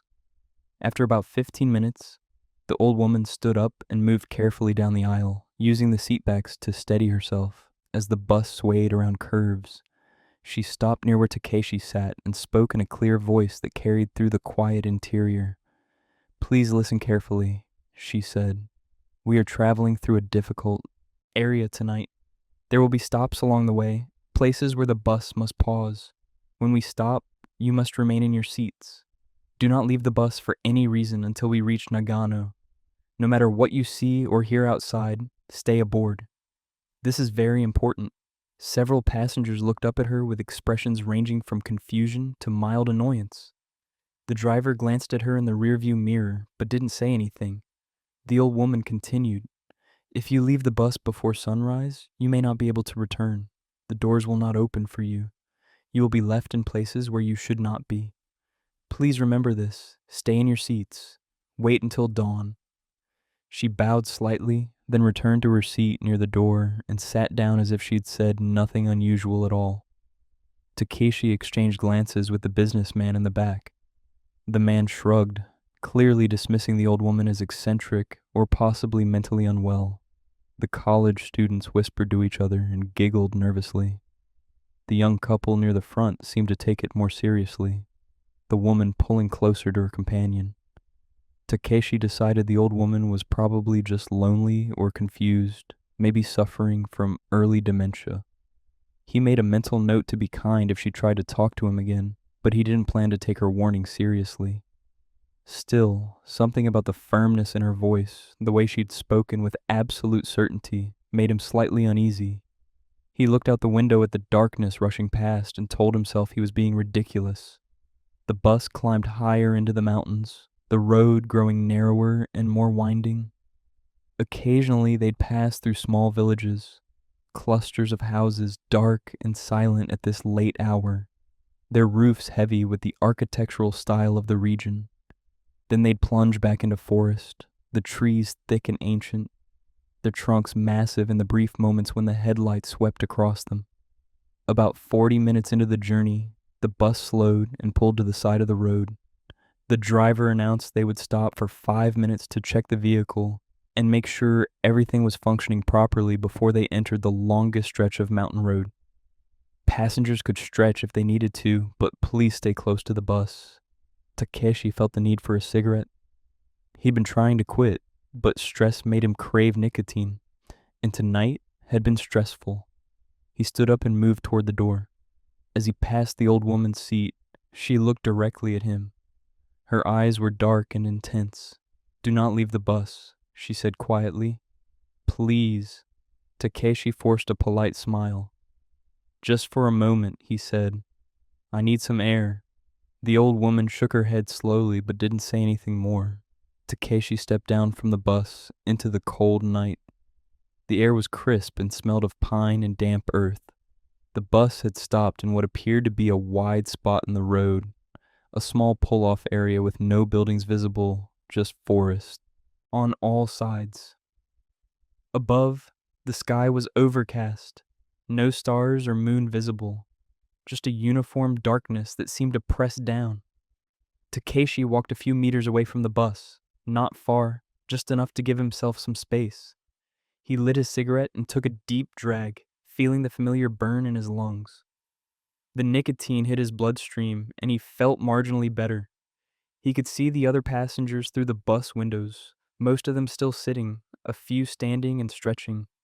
The driver had gotten out as well and was inspecting the front tire, his flashlight beam moving across the rubber. Everything seemed normal, ordinary. The old woman's warning felt absurd in this context. Takeshi finished half his cigarette, then decided that was enough. He dropped it and ground it out with his shoe, then turned back toward the bus. That's when he noticed the fog. It hadn't been there when he stepped outside, he was certain of that. But now it was rolling in fast, thick white clouds of it flowing across the road from the forest, moving with unnatural speed and purpose. Within seconds, the fog was so dense that Takeshi could barely see the bus, even though it was only a few meters away.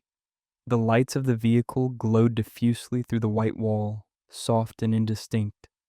Takeshi heard the driver calling out, saying everyone should board immediately. They needed to move before the fog got worse. Takeshi walked quickly toward the bus, his hand extended in front of him. The fog was cold and damp against his skin, and it seemed to muffle sound, making everything feel distant and muted. He reached the side of the bus and felt his way along it toward the door. But when he got there, the door was closed. He could see through the window that passengers were already seated. The driver was back in his seat, hands on the wheel. Takeshi knocked on the door. The driver looked toward him, but his expression was strange, confused, as if he could see something but couldn't quite make out what it was. Takeshi knocked harder, calling out that he was there. He needed to get back on. Inside the bus, several passengers were looking in his direction. The old woman stood up and moved to the door. She placed her hand flat against the glass from the inside, and Takeshi could see her lips moving, but he couldn't hear what she was saying. The fog seemed to be absorbing all sound now. Takeshi tried the door handle, but it wouldn't move. It wasn't locked, it simply wouldn't budge, as if it had become part of the bus's structure rather than a functional door. He pounded on the glass with his fist, panic rising in his chest. The driver was doing something with the controls, presumably trying to open the door, but nothing was happening. Inside the bus, the college students were pointing at the windows. Their expressions were frightened. Takeshi turned to look where they were pointing, and his blood went cold. There were figures in the fog, multiple shapes, humanoid but wrong, in ways that Takeshi's mind struggled to process. They were too tall, their proportions stretched and distorted. They moved without walking, gliding through the white clouds with a smoothness that was deeply unnatural. Takeshi backed against the bus door, his heart hammering. The figures weren't coming directly toward him, but they were circling, moving around the bus in a slow pattern that felt predatory. He could hear sounds now, despite the muffling effect of the fog. Whispers in a language he didn't recognize, and beneath that, something that might have been breathing but sounded more like wind through hollow spaces. One of the figures passed close enough that Takeshi could make out more details. It wore what looked like old clothing, kimono perhaps, but the fabric was wrong, shifting and flowing as if it were made of fog itself. The face, when it turned toward him, was a pale oval with dark hollows where eyes should be. No features, just those hollow spaces that seemed to go on forever. Takeshi pressed himself harder against the bus, his hands flat against the metal. Inside, passengers were screaming now, though he could barely hear them through the glass and fog. The old woman was still at the door, her hand against the window, and now Takeshi could read her lips. "Wait," she was saying. "Just wait. Stay by the door. Wait for dawn." The figures continued their circling. More of them appeared from the forest, drawn by something, converging on the bus and the area around it. Takeshi realized with horror that they were gathering at the edges of the pull-off area, forming a perimeter. They weren't attacking, but they were containing, keeping him in this space. Time became difficult to track. Takeshi stayed pressed against the bus door, barely breathing, watching the figures move through the fog. They never came close enough to touch, but they were always visible, always present. Inside the bus, passengers had calmed somewhat, though he could see them huddled together, faces pale with fear. The driver remained in his seat, motionless, his hands on the wheel as if frozen. The old woman never moved from her position at the door. Gradually, very gradually, the sky began to lighten. Takeshi noticed it first as a subtle change in the quality of the darkness, black giving way to the deepest blue. The fog remained thick, but its texture changed, becoming more like natural mist than the heavy supernatural presence it had been.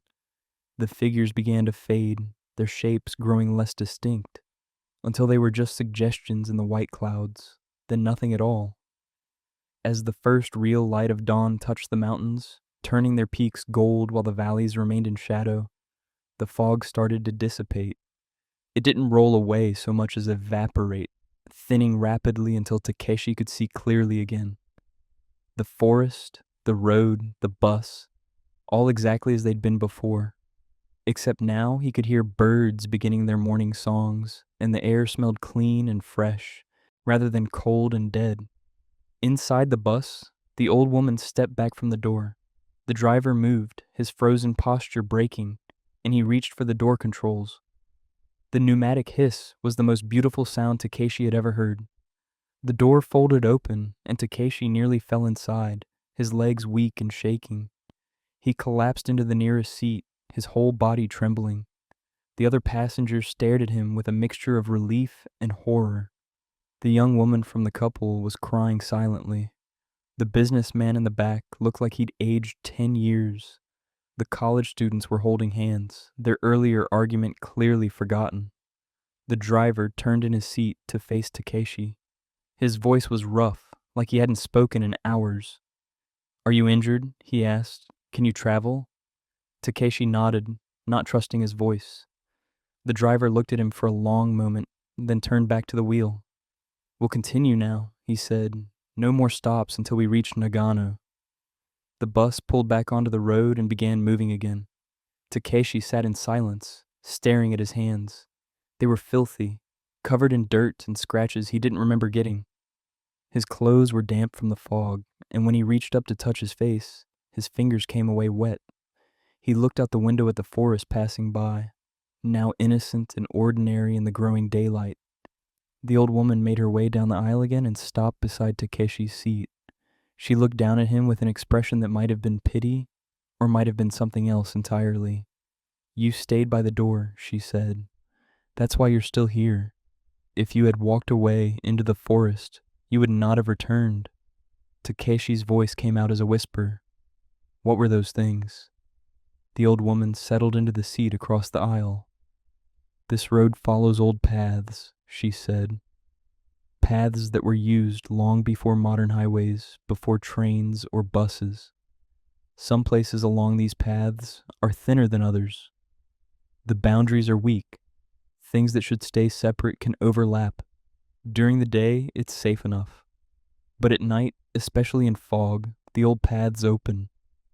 What comes through is not meant for the living to see or understand." She paused, looking out the window at the brightening landscape. "I've ridden these roads many times," she continued. "I know the dangerous spots. I know when to warn people. Most listen, some don't. You're lucky you stayed close to the bus.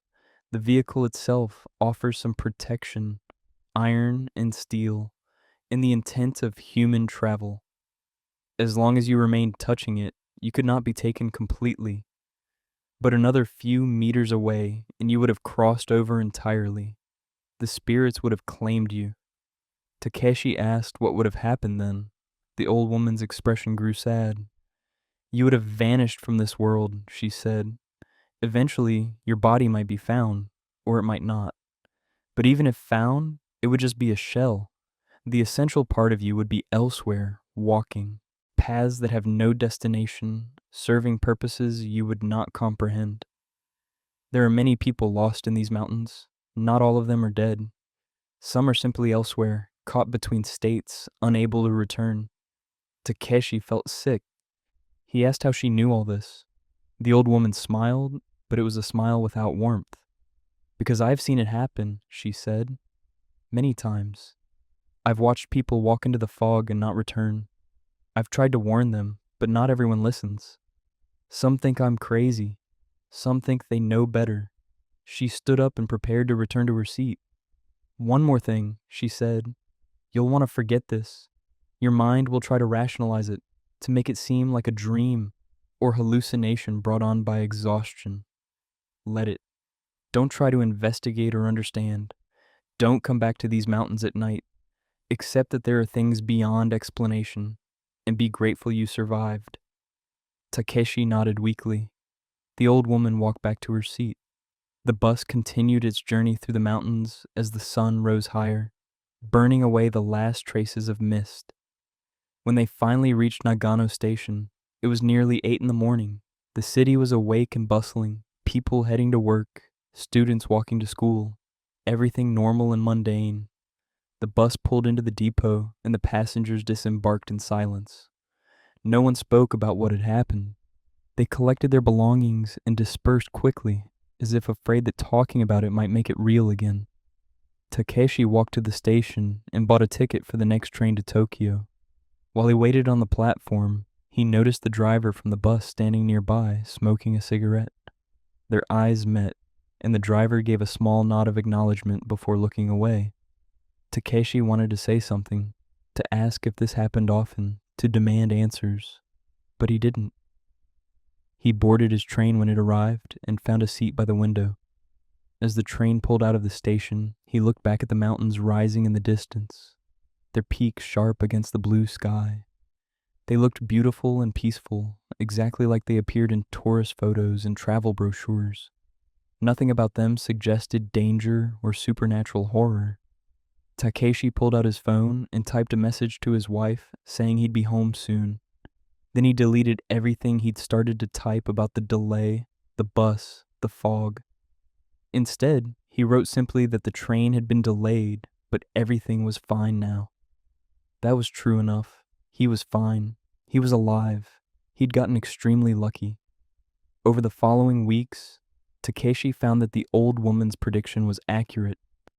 His memories of that night began to feel distant and unreal, like something he'd watched in a movie rather than experienced himself. The details faded, becoming vague and uncertain. Sometimes he'd wake up from dreams where he was back in the fog, the figures circling closer. and his heart would pound with terror. But in daylight, those dreams seemed silly and overblown. He told himself it had been exhaustion and stress, that the fog had been natural, and his fear had made him imagine things that weren't there. The scratches on his hands healed. The damp smell in his clothes washed out. His life returned to normal, but he never took another business trip to the mountain towns. When his company asked him to visit clients in that region, he made excuses or suggested sending someone else. He never rode night buses. He never stood outside vehicles in fog. And sometimes, late at night when he couldn't sleep, he'd look up news articles about missing persons in mountain regions. There were more than he'd expected. Hikers who'd vanished without trace. Travelers who'd never reached their destinations. Bodies found years later in impossible locations. Each article made him think of the old woman's words. Not all of them are dead. Some are simply elsewhere. He'd close his computer and try to forget again. But the knowledge stayed with him, a cold weight in his chest, a reminder that the world contained mysteries he'd barely survived encountering. The mountain roads continued to carry traffic day and night. Trains ran their schedules. Buses followed their routes. And occasionally, very occasionally, passengers would report strange delays, unusual fog, or the unsettling feeling that something was watching from the darkness outside their windows. These reports were dismissed as imagination or the natural unease people felt in isolated areas at night. But the drivers knew. The old ones, the ones who'd worked these routes for decades. They knew about the thin places and the dangerous times.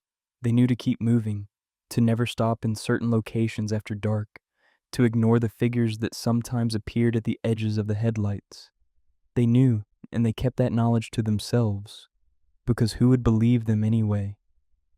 The mountains kept their secrets, and the paths that wound through them, the old paths that existed before roads and rails, remained active and patient, waiting for the next traveler who failed to listen, who stepped outside at the wrong moment, who crossed from one world into another without meaning to and could not find their way back. I hope you enjoyed these stories. Tomorrow we will be uploading another terrifying story. If you enjoyed these stories, feel free to subscribe and put on your notifications to never miss another scary video. And if you want to, there's a link to buy me a coffee in the description too. Thank you for listening and wish you all the best. Each story we've encountered tonight has shown different facets of the supernatural, different ways that the ordinary world can crack open and reveal something impossible underneath. But perhaps the most disturbing stories are the ones that happen in places we think we understand completely. In modern cities with their systems and schedules and technological certainty. Singapore prides itself on efficiency, on being a place where everything runs according to plan, where chaos has been engineered away. But even there, in one of the world's most organized cities, there exists a route that operates outside the rules. A final journey that boards passengers who shouldn't exist and arrives at destinations that can't be mapped.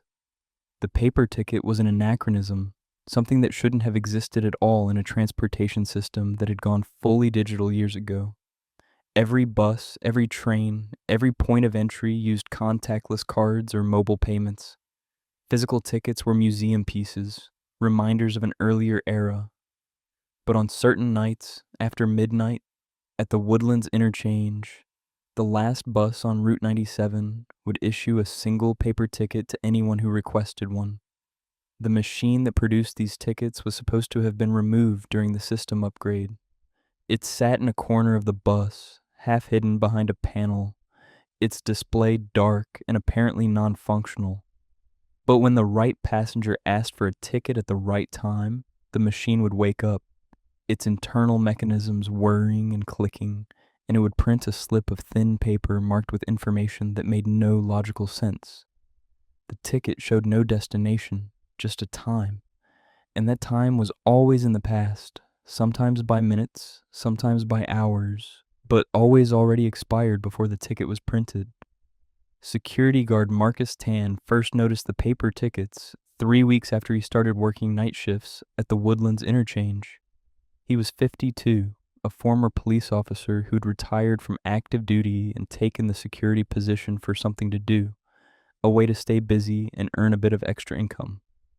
His job was straightforward: monitor the interchange during the overnight hours when only a handful of routes continued operating, make sure no homeless people set up camp in the waiting areas, respond to any incidents, and generally keep things running smoothly until the morning shift arrived. The interchange was a sprawling facility, all concrete and steel and fluorescent lighting, designed to handle thousands of passengers during peak hours, but nearly empty after midnight. Only 2 routes ran through the night: 97 to the northern residential areas and 128 to the industrial district. The buses came every 40 minutes or so, their arrival announced by automated announcements that echoed through the empty halls. Marcus had gotten used to the solitude, the way his footsteps sounded too loud in the silence. The occasional passenger shuffling through, looking exhausted or drunk, or both. It was a quiet job, sometimes boring, but he preferred it to the chaos of daytime security work. One night in late October, Marcus was doing his usual patrol when he noticed something unusual. A passenger, a middle-aged woman in a worn jacket, was standing near the closed ticket counter arguing with something. As Marcus approached, he realized she was talking to the old ticket machine on bus 97, which had apparently turned on and was displaying some kind of prompt. The woman was insisting she needed a paper ticket, that her card wasn't working, that she had to get home. Marcus intervened, explaining that the buses only accepted contactless payment, that paper tickets were no longer valid. The woman looked at him with an expression of such profound sadness that Marcus felt uncomfortable. Then she turned back to the machine, inserted several coins into a slot Marcus hadn't realized was still functional, and the machine spat out a ticket. The woman took it without looking at it and moved to a seat at the back of the bus. Marcus followed, intending to explain again that the ticket wouldn't work, but when he reached her seat, the woman was gone. The seat was empty. He checked the entire bus, a quick but thorough search, and found no one. The bus had been parked with its doors closed. There was no way she could have exited without him seeing. He walked back to where he'd seen her sitting and found the paper ticket lying on the seat. It was still warm, as if someone had just been holding it. Marcus picked it up and examined it. The printing was faded, like it had been produced by very old equipment, and the information was nonsensical. No route number, no destination, just a timestamp. 11:43 p.m. Marcus checked his watch. It was currently 12:17 a.m. The ticket showed a time from over half an hour ago. Marcus pocketed the ticket, feeling deeply unsettled, and reported the incident to his supervisor the next morning. The supervisor was dismissive, suggesting Marcus had been tired and imagined the woman, or that she'd gotten off the bus when he wasn't looking. As for the ticket, the supervisor barely glanced at it before tossing it in the trash. Marcus retrieved it after his shift ended and took it home. He couldn't explain why he kept it, but something about the encounter bothered him. That night, he decided to pay closer attention to bus 97. He positioned himself where he could watch it during its overnight stops, noting the passengers who boarded and exited. For several nights, nothing unusual happened. Normal late-night travelers, cleaners finishing shifts, young people coming home from clubs, the occasional lost tourist. Then exactly 1 week after his encounter with the woman, Marcus saw another paper ticket being issued. This time the passenger was a young man in business clothes that looked expensive but rumpled, like he'd been wearing them for days. The man approached the old ticket machine, inserted coins, and received a ticket. He sat down near the middle of the bus and stared straight ahead with a blank expression. Marcus boarded the bus, showing his security pass to the driver, a woman named City, who'd been driving nights for years. Marcus asked if she'd noticed anything odd about the passenger who just boarded. City glanced at him in her rearview mirror, then looked more carefully. "What passenger?" she asked. Marcus turned to point at the young man. The seat was empty. Marcus felt his skin crawl. He'd watched the man sit down, had seen him clearly. But now there was no one. City's face had gone pale. She told Marcus this happened sometimes, that she'd learned not to question it, that as long as she completed her route and didn't interact with certain passengers, everything would be fine. Marcus demanded more explanation, but City refused to elaborate. She closed the doors and drove off, leaving Marcus standing on the platform with more questions than answers. Marcus began researching the history of Bus 97 and the Woodlands Interchange. He found that the route was one of the oldest in Singapore, predating the modern interchange by decades. It had originally been a colonial-era bus line running along roads that were now major highways. The route had been adjusted and modernized over the years, but it had never been discontinued, had maintained continuous operation through wars and redevelopment and technological change. The old ticket machine on the current bus was apparently a legacy system that had been forgotten during the digital upgrade, its presence noted in maintenance logs, but never formally removed. Marcus also found accident reports. Over the past 30 years, Bus 97 had been involved in 4 fatal accidents. Different buses, different drivers, but always the same route. Passengers killed in collisions, one driver who'd suffered a heart attack at the wheel, a pedestrian struck at a crossing. Marcus noted the dates and times of these accidents. Then he pulled out the paper ticket he'd found and compared the timestamp. The time matched one of the accidents exactly, 11:43 p.m., the night a passenger had died when the bus was rear-ended by a truck. Marcus felt cold. He realized what the tickets represented. They were marking moments of death, specific times when someone had died on or near Route 97. And the people receiving these tickets, the passengers who could somehow activate the old machine, were not alive. They were echoes, remnants, whatever remained of people who died without fully departing. The bus was collecting them, carrying them through their route one more time, over and over. Marcus decided he needed to see this for himself, to understand fully what was happening. On the following Friday night, he made arrangements to ride Bus 97 for its entire overnight route. He boarded at midnight, paid with his contactless card, and took a seat near the front where he could observe the entire interior. The driver that night was a young man Marcus didn't recognize, probably a substitute. Marcus introduced himself and explained he was doing a security assessment of the night routes. The driver seemed unbothered by his presence. The bus departed Woodlands Interchange and headed north through residential neighborhoods. At the first few stops, normal passengers boarded and exited. A cleaner with tired eyes, 2 teenagers arguing about something, an elderly man with a cane. All of them used contactless payment. All of them appeared solid and normal. Then, at a stop near a cemetery, the old ticket machine activated. Marcus heard it, the distinctive whir and click, even though no one was standing near it. A moment later, a passenger appeared at the front of the bus. Not boarded, appeared.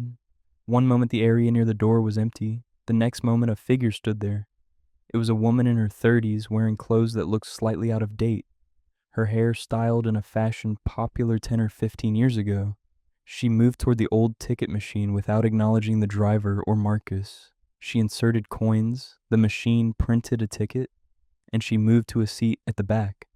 Marcus watched her carefully. She sat down and stared at the window. And that's when Marcus noticed something that made his breath catch. The woman had no reflection. The bus windows were dark, functioning as mirrors in the interior light. Marcus could see his own reflection, could see the driver's reflection, could see the reflections of the other passengers. But where the woman sat, there was nothing, just an empty seat in the reflection, while his direct view showed her sitting there, corporeal and present. Marcus forced himself to look away, to check on the other passengers. None of them seemed to notice the woman. They were absorbed in their phones, or sleeping, or staring at nothing. The bus continued its route. At each stop, Marcus heard a soft sound like a ticket being punched, the old-fashioned click of a manual punch tool, even though no one was using such a device. The sound came from near where the woman sat, and each time it happened, her image flickered slightly, becoming momentarily translucent before solidifying again. After 5 stops, The woman stood up and walked toward the front exit. As she passed Marcus, he caught a scent of something floral and chemical, like very old perfume mixed with embalming fluid.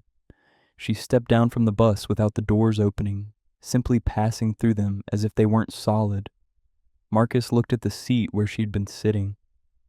A paper ticket lay there, and steam or heat shimmer rose from it like it was fresh from a printer. Marcus stood up quickly and retrieved it before anyone else could see. The timestamp read 7:22 p.m. Marcus pulled out his phone and searched the accident records he'd compiled. 7:22 p.m. matched the time of a fatal collision 3 years ago. A female passenger had died at the scene. Over the next 2 hours, Marcus witnessed this phenomenon repeat 4 more times. Different passengers, all of them without reflections, all of them receiving paper tickets from the old machine, all of them exiting without using the doors. Each time they left behind a warm ticket marked with a death time. Marcus collected them all, his hands shaking.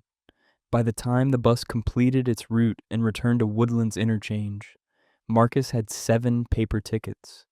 He looked at the pile of them in his palm, these impossible artifacts, proof of something that shouldn't exist.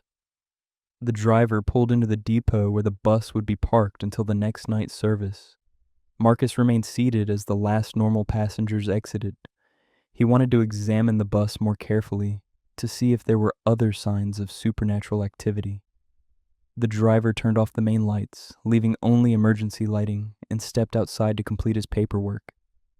Marcus was alone on the bus. He walked slowly down the aisle, checking each seat. Most were empty now, but as he reached the back section, he saw that one seat was occupied. A figure sat in the corner, hunched over, face hidden. Marcus's throat went dry. He approached cautiously. The figure didn't move. As Marcus got closer, he could see it was wearing very old clothing, decades old, possibly from the 1960s. A uniform of some kind, faded and stained. Marcus reached out to touch the figure's shoulder, his hand trembling. The moment his fingers made contact, the figure turned its head. The face was deteriorated, skin like old leather, eyes sunken but somehow still present. The mouth opened and a voice emerged, dry and papery. "The route never ends," the voice said. "We ride until we understand, until we remember where we were going." Marcus jerked his hand back. The figure reached into a pocket and pulled out a paper ticket.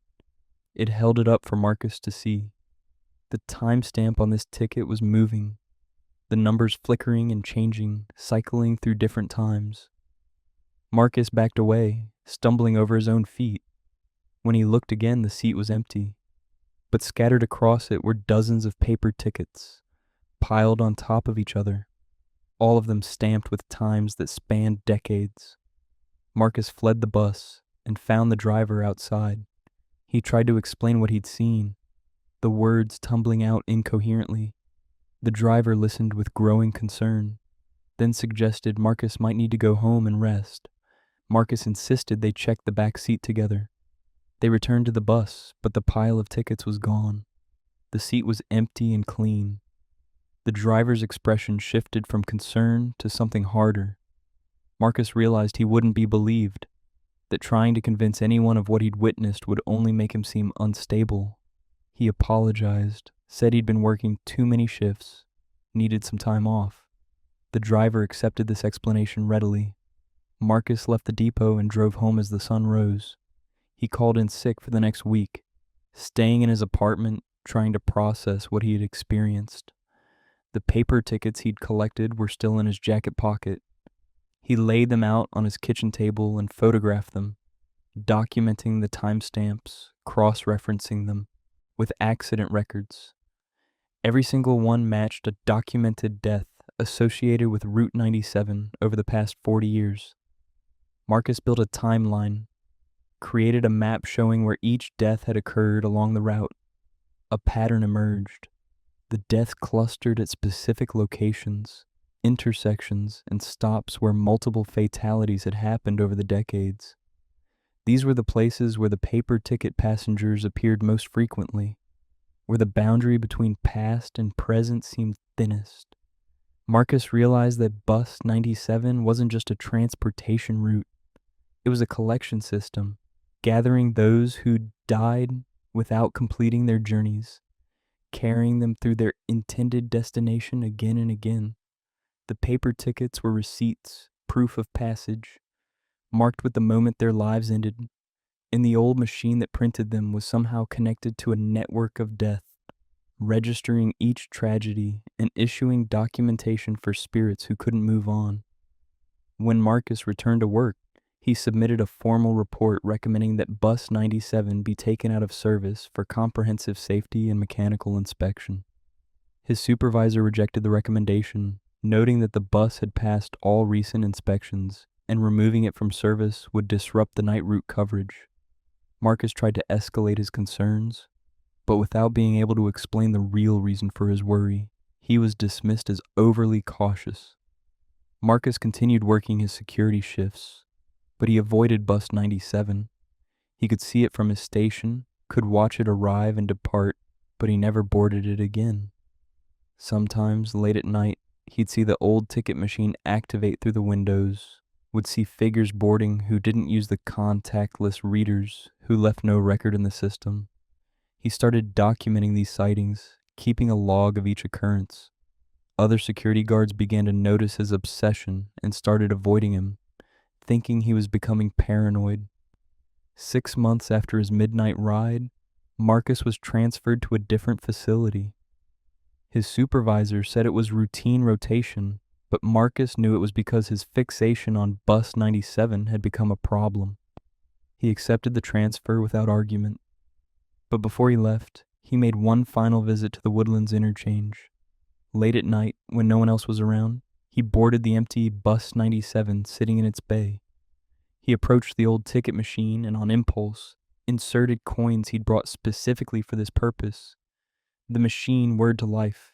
It printed a ticket. Marcus took it, his hand steady now, accepting what he'd resisted believing for months. The timestamp showed a future time. Tomorrow night, 11:58 p.m. Marcus looked at this impossible ticket, this documentation of his own coming death, and felt strangely calm. He understood now. The machine didn't just record deaths that had already happened, it registered those that were destined to happen, those whose routes would end on Bus 97. He considered warning someone, calling his family, making arrangements. But what would he say? How could he explain? Instead, Marcus folded the ticket carefully and put it in his wallet. He left the bus and went home. The next night, at 11:30 p.m., Marcus returned to Woodlands Interchange. He wasn't scheduled to work, but he came anyway, knowing what was required. He waited at the platform as Bus 97 approached right on schedule.